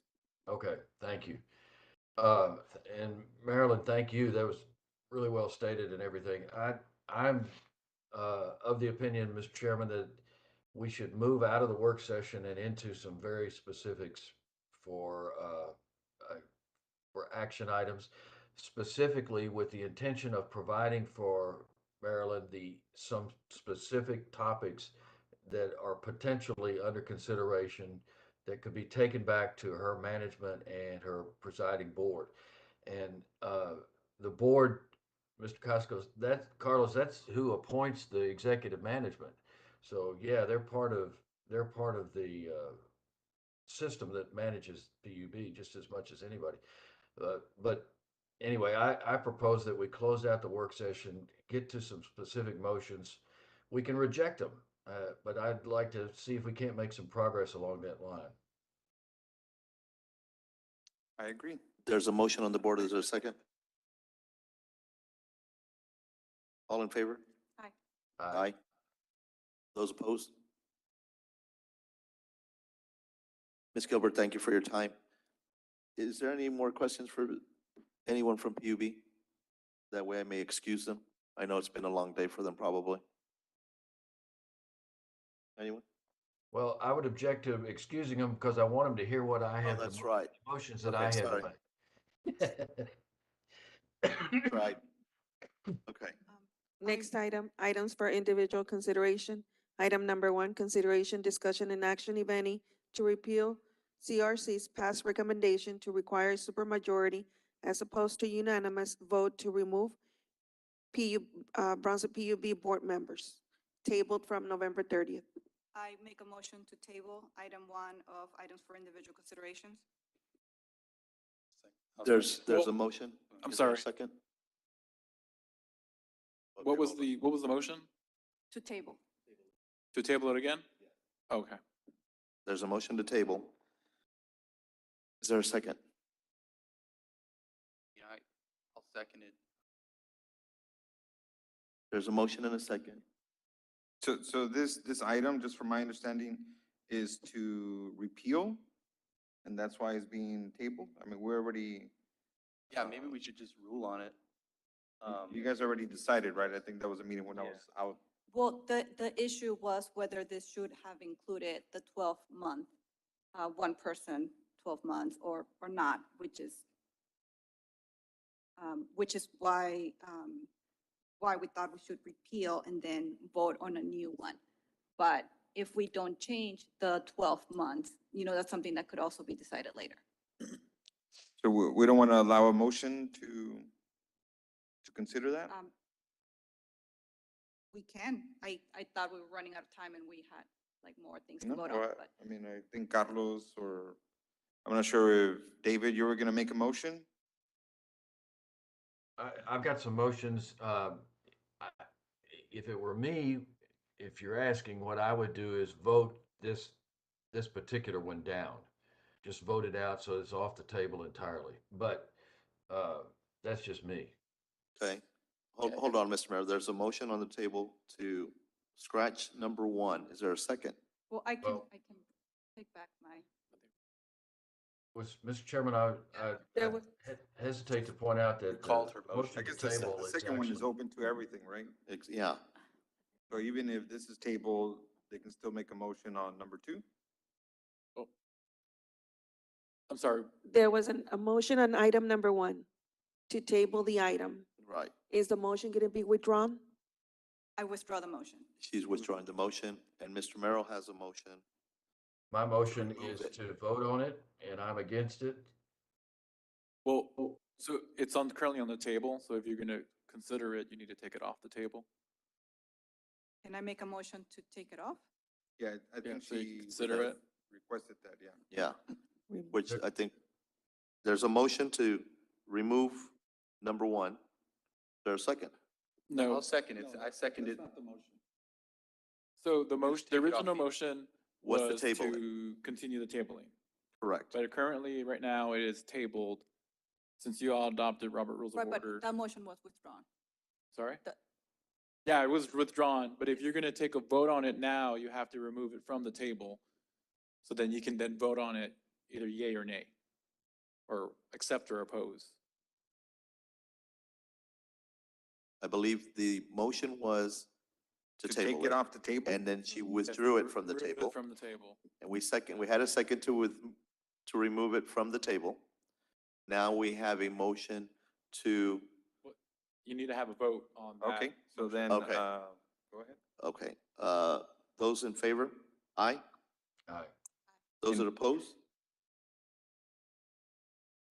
So now you can propose your motion to accept or Now, deny. the new motion Well, is, the new motion can be exactly this and just have it fail. I mean, why, go ahead, you make the motion to do that, and then if it's not gonna pass, we just vote against it, and it's gone. And we don't repeal it, right? Got that? So we can't just remove it from, It's gonna come back at some point. If, Yeah, if it- the two it- no, people. all we need is five committee members to say we want it off and that's it. So Yeah, I we can mean- make a motion like any other. If the two people that put it on the agenda say we want to take it off, can we do that? Or do we have to vote it down? It's, right now, you guys have removed it from the table, so it's still on action the item. agenda. still, yeah, still an action. So, yes, a vote needs to be taken. It can fall to the floor if there's not anybody who seconds a motion or something along those lines, and then it would be taken off the agenda. Right now, it's been removed from the table, so there needs to be some type of action taken at this point in time, and if there is none, it will fall to the floor. Yeah, blame some guy named Robert, who proposed those rules. So, Otherwise, if it's tabled again, it'll keep coming up under the Yeah, rules. I call the question. No Go one ahead, knows what the David. question is. No, the question is the motion that is in place on item one. If the motion is to do it and we're debating that, I call the question, let's vote. right, so the motion is to either approve. Somebody The, who the wants- motion would be to repeal CRC's past recommendation to require a supermajority as opposed to unanimous vote to remove PUB board members. Correct. So that's the motion. We need a That second. motion. I second. Now we vote up or down. Up or And if we down. Want it out. we just All in vote no. favor, say aye. Those opposed? Nay. Nay. Hey, Okay, Motion motion fails. passes. I mean, yeah. motion fails. so we move to item two. Item number 2, consideration, discussion, and action, if any, to recommend no changes be made to City of Brownsville's charter, Article 6. This is the same thing. Same thing. The same thing. Make the I'll make the motion. motion. I'll second. Well, first you have to remove it from the table. I'll make the motion to remove from the table. I don't know if she tabled it, okay. Those in favor? Aye. Aye. Those opposed? Okay, I make the motion to recommend no changes be made to the City of Brownsville Charter, Article 6. Or nobody seconds and it dies.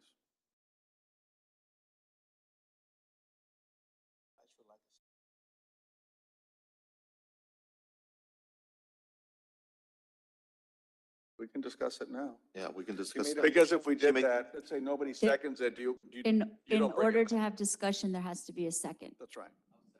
Okay, Okay. Discussion. so the discussion is not to change anything in the charter.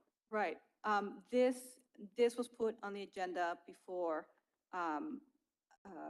other, so the only things that we had been looking at this point were things that would limit PUB's independence.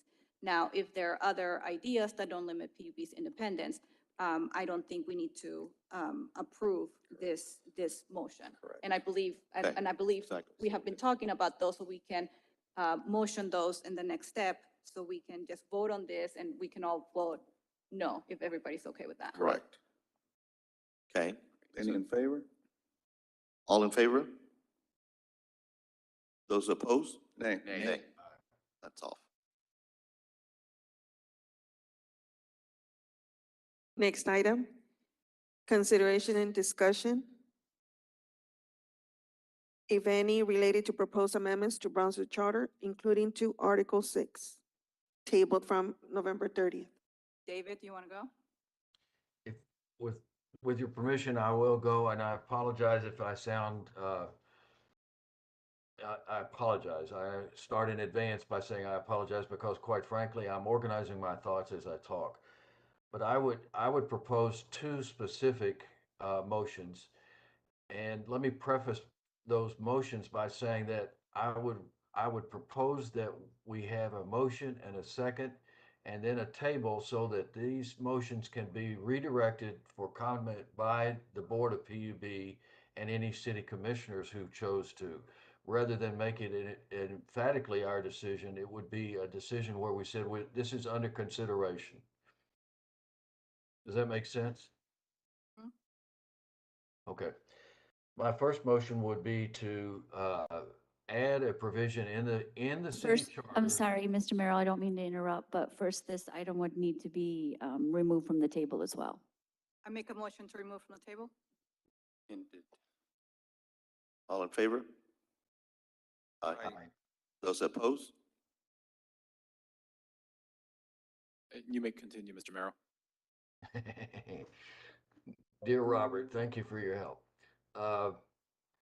Okay, I would propose and make a motion that we add to the city charter a provision that PUB board members can be removed for breach of fiduciary responsibility.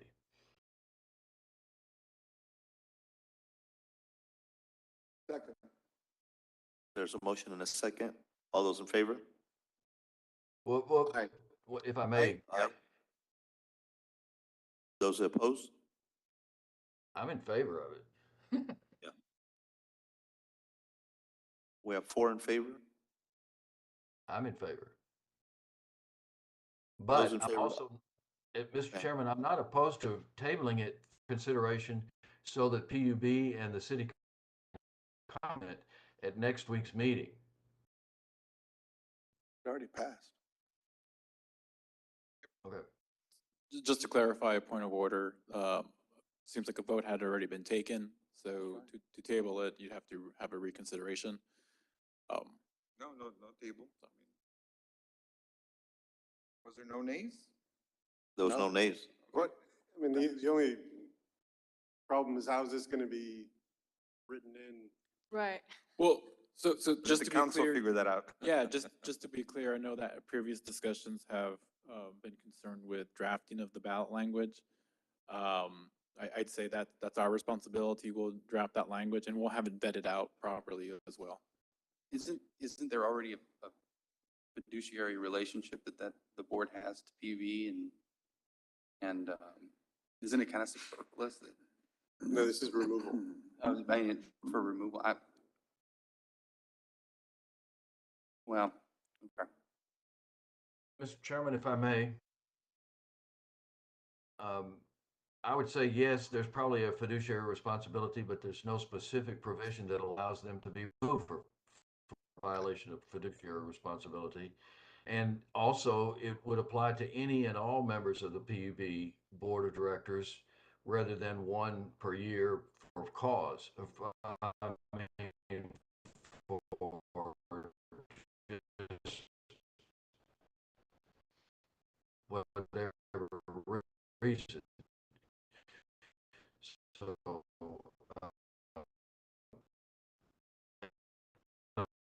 Is it just me or does he sound funny? consider it the public. I sound funny? All right. I'm trying to sound smart. Yeah, Mr. Merrill, can you repeat that? Because you were breaking up. I don't think it's my network. We're having problems connecting to the network at this end. I'm going to switch back to my cell phone for audio. And James, if you'll mute my sound on the webcast.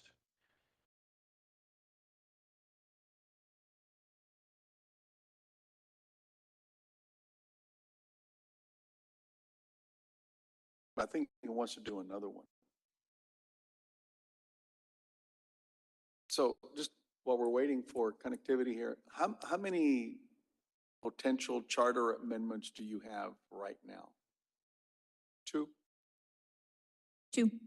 Your supermajority, and then this last one that you But the just, supermajority, as I understand, only applied to removal, not to appointments, correct? that was my understanding as Is well. that right? Yes, It's just one. yes. Okay. But now you have this second one where you want to amend the charter in regard to PUB members can be removed for breach of fiduciary duty. This would be the second one that you just Okay. recommended. Now, can we add with this one that a supermajority required to be appointed by the governing body? You can make amendments to your motion, yes. Okay. Just, we got to make sure that they follow Robert's Rules of Order. Okay. Can we just make a new motion for appointments with supermajority? Would that be easier? Yeah, we can do that. I make a Okay, motion. Mr. Merrill, you ready to Hold on, go? we have to do this one first. We can't hear you. Mr. Merrill, can't you hear are you. mute. Unmute. Be nice. All right, can you hear me now? Yes. Now can you hear me? All right, I apologize. I would just make the simple observation that the simpler each element is, the easier it is for the city commission to come back and say, we accept this, but not this.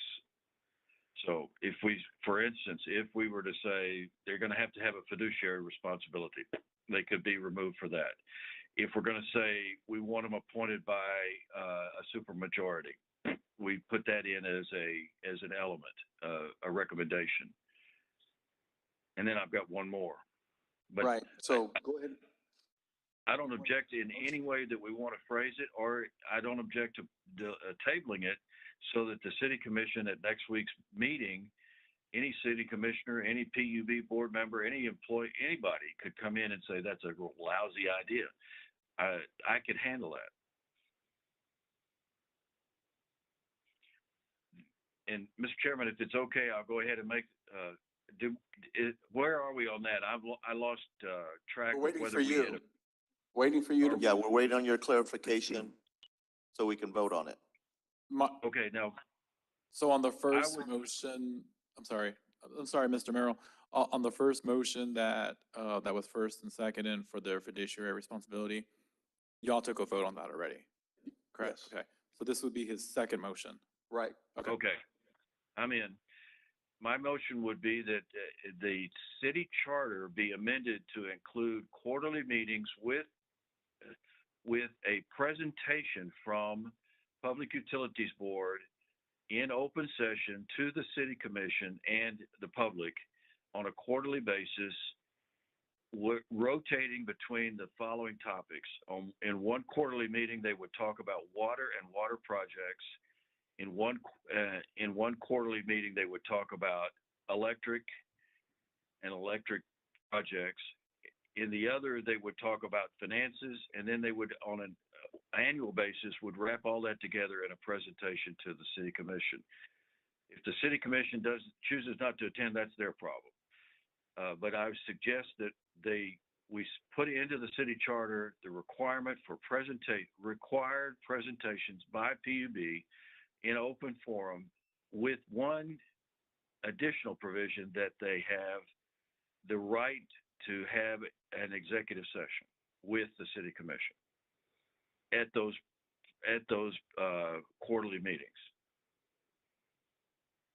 Will, do you think you can make something of that? David, I have a question. You put Please. that in the chart, yeah, you put that in the charter, and this was mentioned earlier. What happens if for some reason they don't make one of those quarterly meetings? What is the consequence? I thought about that a little bit, Carlos, and I have two reactions to it. The first is there would have to be some sort of a public outcry in order to influence them. Secondly, I can't imagine that they're going to avoid that. I can't imagine that anybody at PUB today or tomorrow or in the future would ever refuse to meet the city charter requirements. If the board failed to do it, they would have violated their fiduciary responsibility to the city of Brownsville, and they could be removed wholesale if they chose to. So all of them would be removed? Could be. That wouldn't have to be, but they could be. Well, you'd have to have a quorum to have it, wouldn't you? It depends on how you describe it, but a quorum of what? A quorum of the city commission? No, a Yes. forum of the PUB board members. Or No. are you talking about just management doing it? So Yeah, management comes and makes the presentation. that's a good point. So what if you could limit it to just saying that the city commission has the authority to set ordinance to meet, or give it to the city to be able to have these meetings. That way, That's anything. So that's we're a not really good way detailing to all do the it. different deals, but can we just do something broad where the city, By ordinance. Yes, that's a really good idea. Yes, would you be willing to amend your motion, David? Be happy to. The city charter would be amended to include a provision that the city commission, the PUB would report on a quarterly basis at the pleasure of the city commission. Or the city commission requires quarterly and annual reports, and those reports will be required. Yet the lawyer's going to have to do a better job of drawing it up than I am, because I can't. But I think it's a really good idea to make some of it in the charter and some of it in the city ordinances. But see, if you frame it as PUB reporting to the city of Brownsville, then that's not really a conversation as much, right? As if we frame it as a joint meeting. But Yes, it doesn't have to be a joint meeting. It's a presentation to the city commission. It doesn't have to be a joint meeting. It just needs to be a presentation to the city commission that is thorough and factual, accurate and worthy of the city commission receiving the report. Wouldn't it be better if we did it to where the city commission, without putting a time frame of every quarter, city commission would require PUB to make a presentation to the city of Brownsville? At I any, would do that, but you know, Carlos, if here's and you've sat on many times on this kind of report. There's way too much to consider in the reasonable period of time that the commissioner may have available. That's the reason I suggested that they divide it between the major elements of the work that they do: water, sewer, electrical, financial, and then annual. But I'm open to suggestion. I'm just saying the reason I would divide it up is because if you could figure that it might take an hour to do a really thorough presentation of any water and sewer projects that are underway and adequately respond to any questions about contracts that might really be there. at the last charter election, the last item on there talked about communication between PUB and the city of Brownsville, if I remember right. Right. Okay? Would we want to modify that to include your language in there about at a minimum on a quarterly basis or every, whatever time frame you want to put? But you want to leave it, I think, up to the city commission to do that, not PUB management. So there's already section 34 that there's a requirement for the city commission and its boards to have some sort of collaboration. Yeah, the last one on the charter, Right. that And so charter if we vote. would amend this to be able to have the city to hold any meetings, as necessary in order to meet the, requirements of collaboration. Well, You it's leave it called, open. it's called by the city commission. Right. It's their call. They want to have every month, they do it every month. They want to have it every 3 months, they do it every 3 months. They just have, depending on. it's their prerogative. It's to try to meet the exactly goals of right. collaboration. It puts them in control. Right. And I think that's part of the challenge that the city wants to have a little bit more oversight and And control. I think that goes, it doesn't interfere with anything. It just allows them to know as much or as little as they want. David, did you catch all that? Yes, sir. And I don't disagree strongly, but I do think that it would be to the city commission's advantage to be able to hold that over the PUB board, to be able to say, we now have a mandate from the citizens of Brownsville that you will present a report to the commission on a quarterly or a semi-annual or annual basis. Part of the point is that the last item 12, I think it was, on the last charter amendments passed, but there's still a widespread feeling that we don't have successful understanding. I'm not saying that's true, but there's an opinion that that's true. The perception Perception. is what's out Exactly. there. I don't have a problem with that motion. I mean, it just, the city commission will probably change that. I don't think they're going to want something like that, but hey, just throw it out there. Let them decide. They may decide that they want a looser rein rather than a tight rein, which is Right. what I'm proposing. I'll second your motion. Okay, so there's a motion and a second. Can we clarify the motion? The motion is for 4 quarterly or 3 quarterly and 1 annual meeting where the PUB presents to the city commission in open and public session, first on water, sewer, second on electrical, third on financial, and fourth an annual report. The city commission would be an open session, it'd be a public hearing, and the commission would have the opportunity to meet with in executive session with the PUB representatives. Just as a point of inquiry, the financial side is pretty easy. But what kind of report would the city commission expect having to deal with water and wastewater and electrical? Is it the number of customers, the usage, the losses on the wastewater, or what? Yes, you're right on all of those. plus any major contracts that were under consideration. If they thought they were going to extend water and sewer 7 miles outside the city to damn near Los Fresnos, then that would be something that they would report and talk about and answer, why are you doing that? Okay, so there's no particular order in terms of what comes first. I mean, I just don't know if that's gonna work. It's too detailed. Yeah, I just don't know if it's gonna work, right, Meryl? I mean, I don't know if it's gonna work where you come in, give a report on what you want to do, extending water lines on Boca Chica and have everything flood again, I just don't know. I don't know how that's gonna work. I mean, I don't disagree with the concept. I'm just trying to figure out how that would work. On What we what would was do- passed back in the last time we were at the charter that was put on to PUB, isn't this the same thing, the calibration or the meeting between Yeah, both entities? yeah, it's the last one, yeah, Yeah. yeah. Which had already passed and it hasn't occurred. So the actual language, if Why you don't you look read at, it, Jennifer? yeah, okay.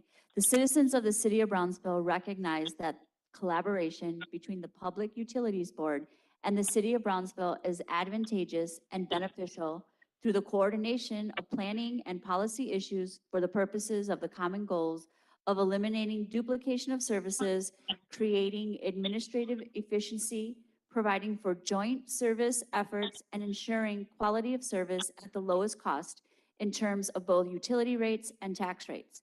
Based on this recognition, the Public Utilities Board and the City of Brownsville City Commission shall work collaboratively towards these common goals. As part of the collaborative process, the Public Utility Boards shall provide to the City Commission an annual report updating the City Commission on progress towards these common goals. The annual report shall be provided to the City Commission no later than end of each fiscal year. So we could amend that to be twice a year, 3 times a year, or quarterly instead of annually. So this is the current requirement just annually? Yeah. And so I would, I guess, suggest that we not amend that provision, but just have another provision that the city may call or hold any meetings between the boards in order to,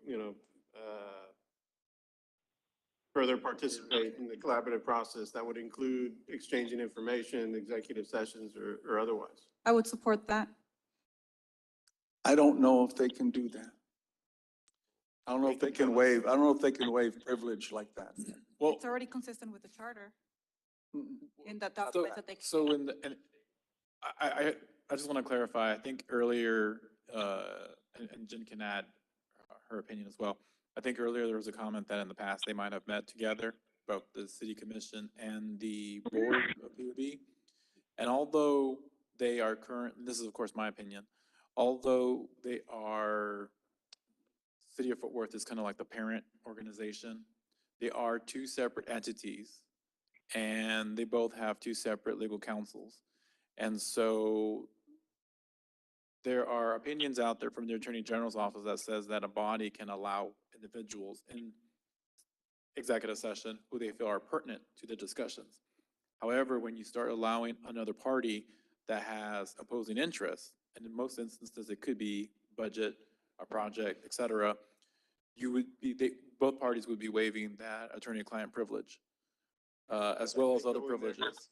Respective attorneys, and I mean, they're part of that collective process, and I don't think you. Yeah, in most cases, you would want and hope them to be collaborative, right? But in some instances, they could have opposing interests. And where the opposing interests come up, that's where your privilege would be waived if you continue the discussions. Well, to the extent, I guess we're able to do that, and we can dive in. Sure, all you can could dive add into in the process. language, like to the extent permitted by state or federal law, Right. because of course it's always changing. But the idea would be to just make an amendment to allow the city to set any meetings or meet with any of their boards in order to get Yeah. information. And quite honestly, too, depending on what might be additionally discussed in executive session, keep in mind that that particular board could require the city commission to be, I mean, let's say that it's possible to meet that board could then kick out the city commission to discuss further things that might be extremely confidential. And so keep that in mind. Same thing with city commission, they can kick out other boards. I don't think that would be relevant because this is, like, that agenda would be made specifically for that joint meeting. So PUB board members are not No, going to be. yes, they discussing can have executive joint meetings that are in open session. That's doable, without a doubt. But it's when it's in closed session that the Attorney General has opined that if there are two entities in executive session that have opposing interests, that it should be held in open session where the public can also hear, because Is that- privileges are waived. Is it opposing interest or that it could be like, potentially lead to litigation? Opposing interests or litigation. What about a If- committee? Sorry, go ahead, Dave. Yeah, I was just gonna think it's say, also, I mean, just on time. How are we doing with time? if I may, let me just real quick say, Pat, Mr. Chairman, so- if I may, Go ahead, David. and I apologize. I would rather not get bogged down in the discussion about executive session. I understand the objections, the concerns. That's all legalese for me. I'll remove that from the motion, rather than let that be the item that stalls us from being able to step forward. And as long as we're in discussion, I will advocate for the 3 or the 4 required meetings in the charter, because that is the hammer that is going to change the way things are produced. PUB's never going to miss one. That's the first thing. Secondly, they'll do their best to put the best foot forward, but city commission will have at any time the right to ask any question, including about secret contracts that they don't like or they don't know about. That's why I'm sticking with, it's a requirement to be there 3 or 4 times a year to make those, because they're not really doing it now. We know that we're trying to remedy a problem that the soft approach back 2 years ago, 3 years ago, didn't really work out as well as we had hoped. Well, let's go ahead and David, I mean, if that's going to be your motion, I will second it and punt it to the city commission. Let them decide. Is it all right if I say I want to remove the discussion about executive session? Yeah, that's fine. I don't even think you remove- mentioned it. Somebody else did. Right, you could, yeah, just make the motion general, like requiring the 4 meetings, and then at a later time, maybe next week, we can just come to the details, but we'll have that motion. David, let me standing. ask a question. Are you that locked into, in these 4 meetings to discuss the specifics? Or just leave it at 4 meetings to provide general information, including financial? And that way you leave it open? Or do you want to be specific, talk about rates and wastewater and all that stuff? May I guess my I? point is, I'm sorry. Mr. Merrill? What I would suggest is, no, I'm not nailed down for that. If we decided that was a better way to do it, or if the city commission said they didn't want to do it that way, that'd be okay with me. But I think the requirement to present in the charter is part of the hammer on this deal. Now, if I were a city commissioner, I would say, I don't want to discuss every element I want a 40-minute meeting. I don't want a 40-hour meeting. So, if they come in and they only talk about water and wastewater once a year, and they only talk about electrical and finance once a year, then the meetings are not going to drag on and on and on. It's going to be pretty succinct and pretty exact about what is designed to be in that agenda. But I'm Well, not we can nailed. also, David, we can also do it, the quarterly meetings, to include discussion regarding electrical rates, wastewater, financial, and budget, I guess, whatever the other 4th one was. Yeah. Yes, we could do that as well.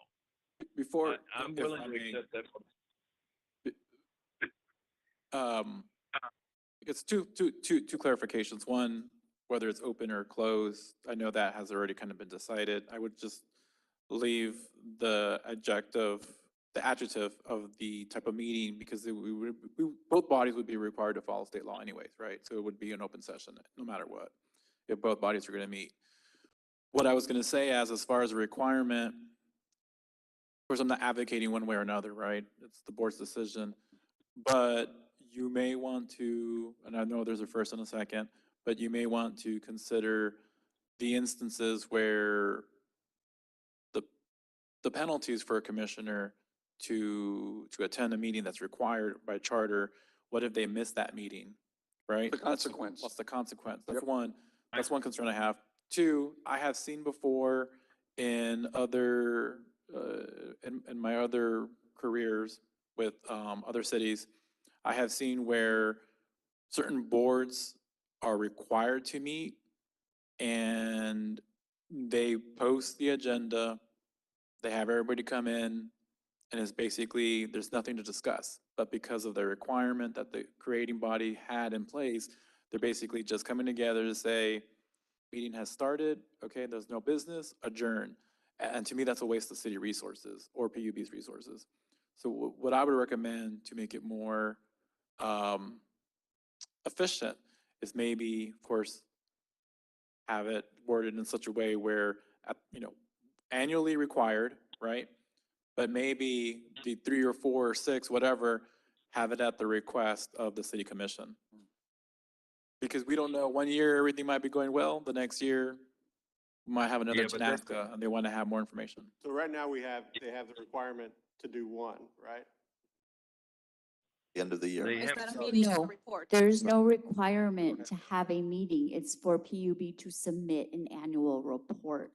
That's it. No presentation, no meeting, an annual report to be submitted. So then Mr. I'd have a Chairman. motion. Mr. Chairman, let me just clarify something that Mr. Trevino just brought up. I would just like to point out, I did not use the word meeting. I used the word presentation. If the city commission chooses not to be there, or if it doesn't meet a quorum, that's not the problem. They've made a decision about it, but the presentation will be made on the either quarterly or semi-annual or annual basis. It's not a meeting that the commissioners are required to attend any more than any other meeting that they have. So it But was if a we're not presentation. requiring- Sorry, if we're not requiring the city commission to attend and be informed, then it will be, similar to the current oversight that the charter already gives them that is not used. Well, no, I'm sorry. I'm still not doing a good job. I apologize. What we're asking them to do is there would be the city commission would convene either in workshop, certainly in open session, to hear the quarterly or annual presentations. But they have the same obligation to attend that meeting that they do to attend any other meeting, any rest of the time. If, for instance, there was no quorum at the meeting, then the meeting wouldn't be held and the presentation would be delayed until such time as a quorum could be convened. The presentation does not require the PUB board to be there either. They may choose to be, but they don't have to be. It is strictly a presentation.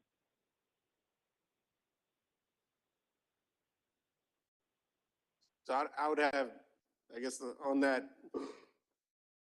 in that spirit, I guess, I would have a motion that the city may require or hold any meetings between the commission and the PUB board in order to further the intent or the spirit of the collaboration between the two boards.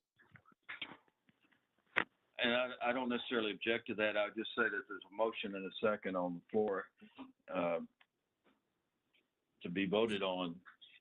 Yeah, my understanding that there was a first and a second. Now, if there's a new motion, I mean, you can vote on that current motion, have discussion. You sounds like you already had your discussion, then you can vote on it, or they can withdraw their motions. I didn't know we had, what the specific motion was.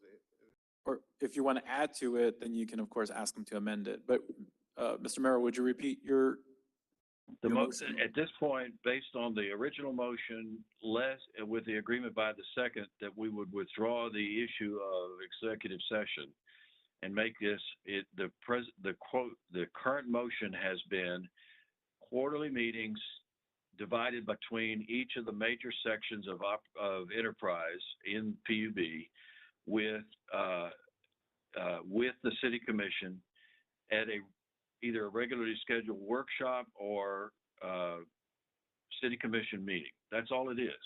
The PUB would make the presentation. The commissioners choose to be there or not to be there. That's their issue. We can vote?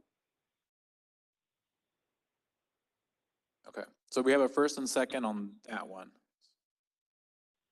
The second motion was from Commissioner Cascos. That was the second. All in favor? Originally, yeah, but changed. Yeah, it kind of has changed. So there's no second? Okay, there's a motion that's been, all in favor? Those opposed? Nay. All right, we got a vote done. Congratulations. Well, I voted nay because I Yeah. think there's a lot of confusion. Yeah, there is way too much confusion.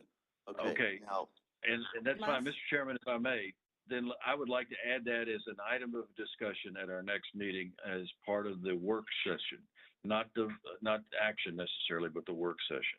I second. And that, I'm sorry, that could be done in the next agenda, number 4 on the agenda item, future agenda item requests. okay, Okay, good. we can do that right now. So we can move to number 4? Well, Mr. We didn't take action on number 3. And I think we could always require more meetings, but I would have a motion that the city may be able to call or hold any meetings with the PUB board in order to further the spirit of the collaboration between the two boards. But that's, I think that already passed in the last, unless you're adding some I think language to Just it. a To report. be able to hold, to be able to call meetings. Oh, I mean, could we they require can do it now. like at least one per, just have minimum one per year if quarterly seems too much? But a requirement of at least one meeting per year where they actually get to speak and they have to be present and they have to, understand each other. Certainly, we could require that. Whether that would sufficiently inform the commission, I think they already do that. yeah. I think they make the annual presentation, and certainly if they have a bond issue, they come and make a presentation. The problem I'm trying to solve is the frequency and the nature of communication. If there's more frequent and more, and the conversation is more specific, it seems to me that'll be easier. But I think we have a right to expect our city commissioners to, after the whining or the discussions that have taken place about this whole situation, I think that voters would be pleased to see that there was something mandatory. At the very least, I would vote for a once a year mandatory at the pleasure of the city commission. How about meetings as needed, but no less than once a year? What's the custom and practice? I mean, we can ask, I mean, how often does the city meet with PUB? Well- Collaborate on, I mean, I don't know if there's somebody who can tell us in the audience. I don't believe that they do. They don't at all? I don't think so. Well, I don't know, let's just hear it, let's see. I mean, that's a problem if so, right? We do have a liaison, which is our mayor, and the mayor will then request a joint committee meeting between the two. And so what I recall from past tenure here was that at that point, that's how the meetings were scheduled between the two governing bodies. There was closed session held at those two meetings, and there were discussion between the two boards at the same time. Here When was the last time that there was a joint open meeting? I would have to go back and provide you that information. I don't have it with me. I I mean, mean, was just it like within the 2022? year? Has it been within the year? Maybe some of the management that was here during that time. Well- Probably August of 2020, That's what I thought. probably the last joint meeting.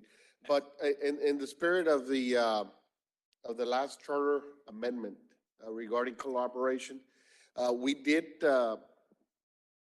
provide a report on major projects to the city commission at the December 2021 meeting that they were holding at the library at that time. So John, myself, and another director provided updates on major projects To who? to the city Oh, commission. so the city commissioners were there? Yes. So, but that was the last time. And not to be disrespectful, I apologize, but we've I want to bring you all back to the agenda. We're not in a work session right at the moment. And we do have one motion on the table. We haven't had a second. What was the motion? Whose motion was that? It was Tomas Tijerina? Tijerina. You want to repeat it? Do you remember?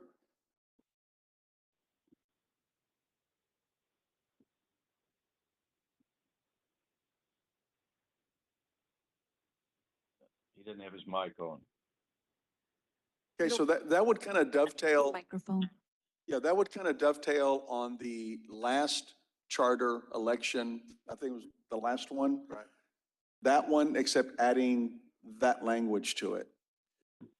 But you don't want to I think you require just it? have, yeah, just Well, that's what I think. is have a required. specific amendment, and I think we can go if we want to, say shall have, at least one, a year, but the idea is that if they can already call these meetings in order to discuss some of the issues that, So you would be amending your motion to include Commissioner Casco's addition? yes. That at But least, it's once per year? A minimum of one per Right. year. I just don't know if that dog's gonna hunt. I mean, I'd like the concept of it. I just don't know how it's gonna flow. I don't know. Well, then, I mean, if there's no limitation. but I the like idea is it, if- but I just don't know.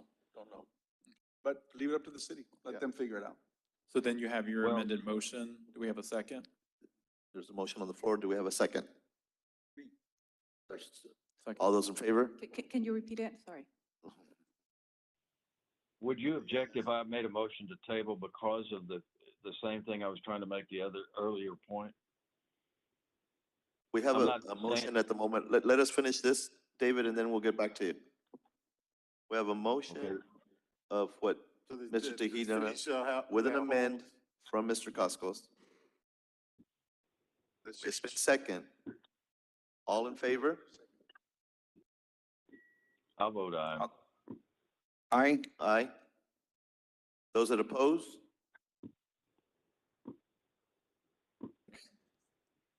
Yeah, same here. Well, it was myself and David. I voted. No. No, so it believes, yeah, it shows it failed. Correct. Okay, so now we go to item 4. Item number 4, consideration, discussion, and action, if any, related to setting of future agenda items. What is that about? Anything that we want to discuss at a future date. So I would motion to table this to the next meeting. Wait, David had one. Yeah, I would just. Oh, I'm sorry, yes, I'm sorry, David. Since, and I'm sorry, Mr. Tejedina's motion didn't pass because that would solve that issue. But what I would suggest is that we put on the agenda a more discussion about how often and under what circumstances and how well required it is for the PUB to report to the city commission. I'd second that. Okay, Okay. And there's no vote needs to be taken. We just need your okay, your so, request. Are you're gonna add that one to the next meeting, right? Can you just go ahead and add, flesh it out, having the city commission ratify the PUB budget?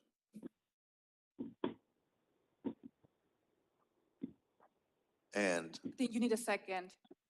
Those were the no, requirements. this is the. These this are just to future add to agenda what we're gonna items. discuss at the next meeting. So if you have anything that you have that you can let them know, and then we'll discuss it at that meeting. And would we be keep able in to- mind that this next meeting is the one that's at the event center. That's fine. Right, that's fine. So Yeah. I add that we discuss the appointments, how they're appointed, and how they can be removed. Because that opens the conversation to the public. Yeah, and then coupled with that budget, keep in mind that would, ratifying the budget, that would include, as part of a budget, is personnel cost. I would like to know PUB's opinion on what, on this Finch article we discussed. On the earlier. what? I'm sorry? On the Finch article, on what independent decision-making is and whether they have an opinion on that. I think we talked about it already, but Yeah.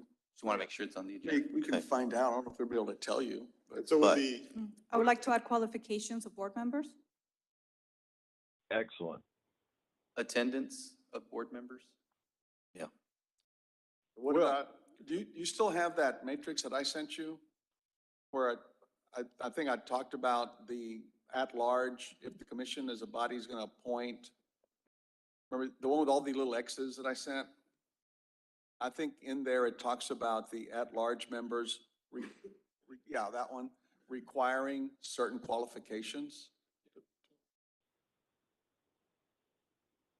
In anticipation of next week's meeting, we'll go ahead and forward this again.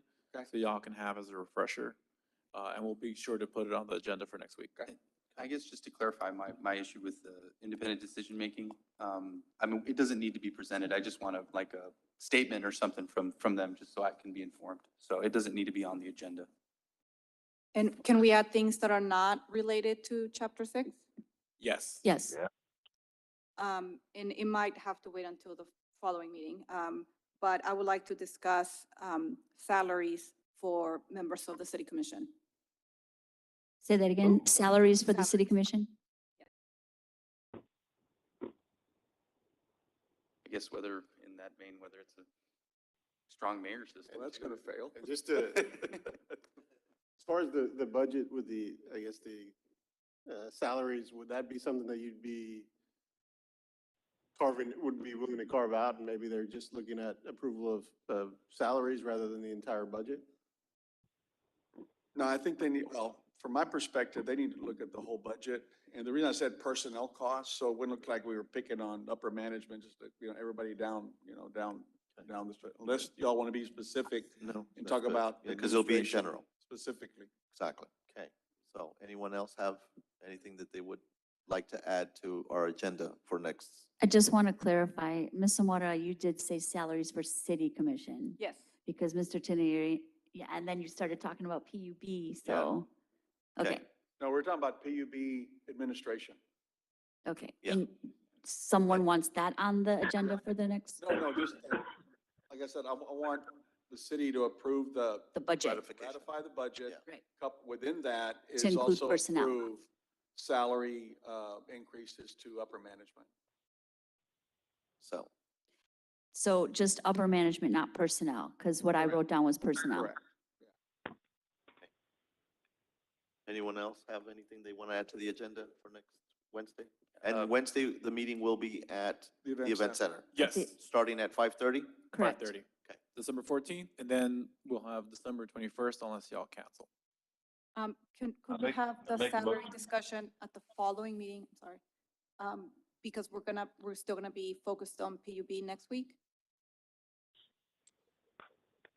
I mean, that's at your guys' discretion if that's how you would like, that's up to you. We Right, can have it all on the agenda for next week, and should you decide not to move forward with one of those items, you could just table. thank you. Move to adjourn? Second. Anyone second? Anyone opposed? And stay. Yeah. All right, Thank see y'all you. next week, the event center. Thank you, everybody. Thank you from, Thank you you. for It is 8:08. Meeting has ended.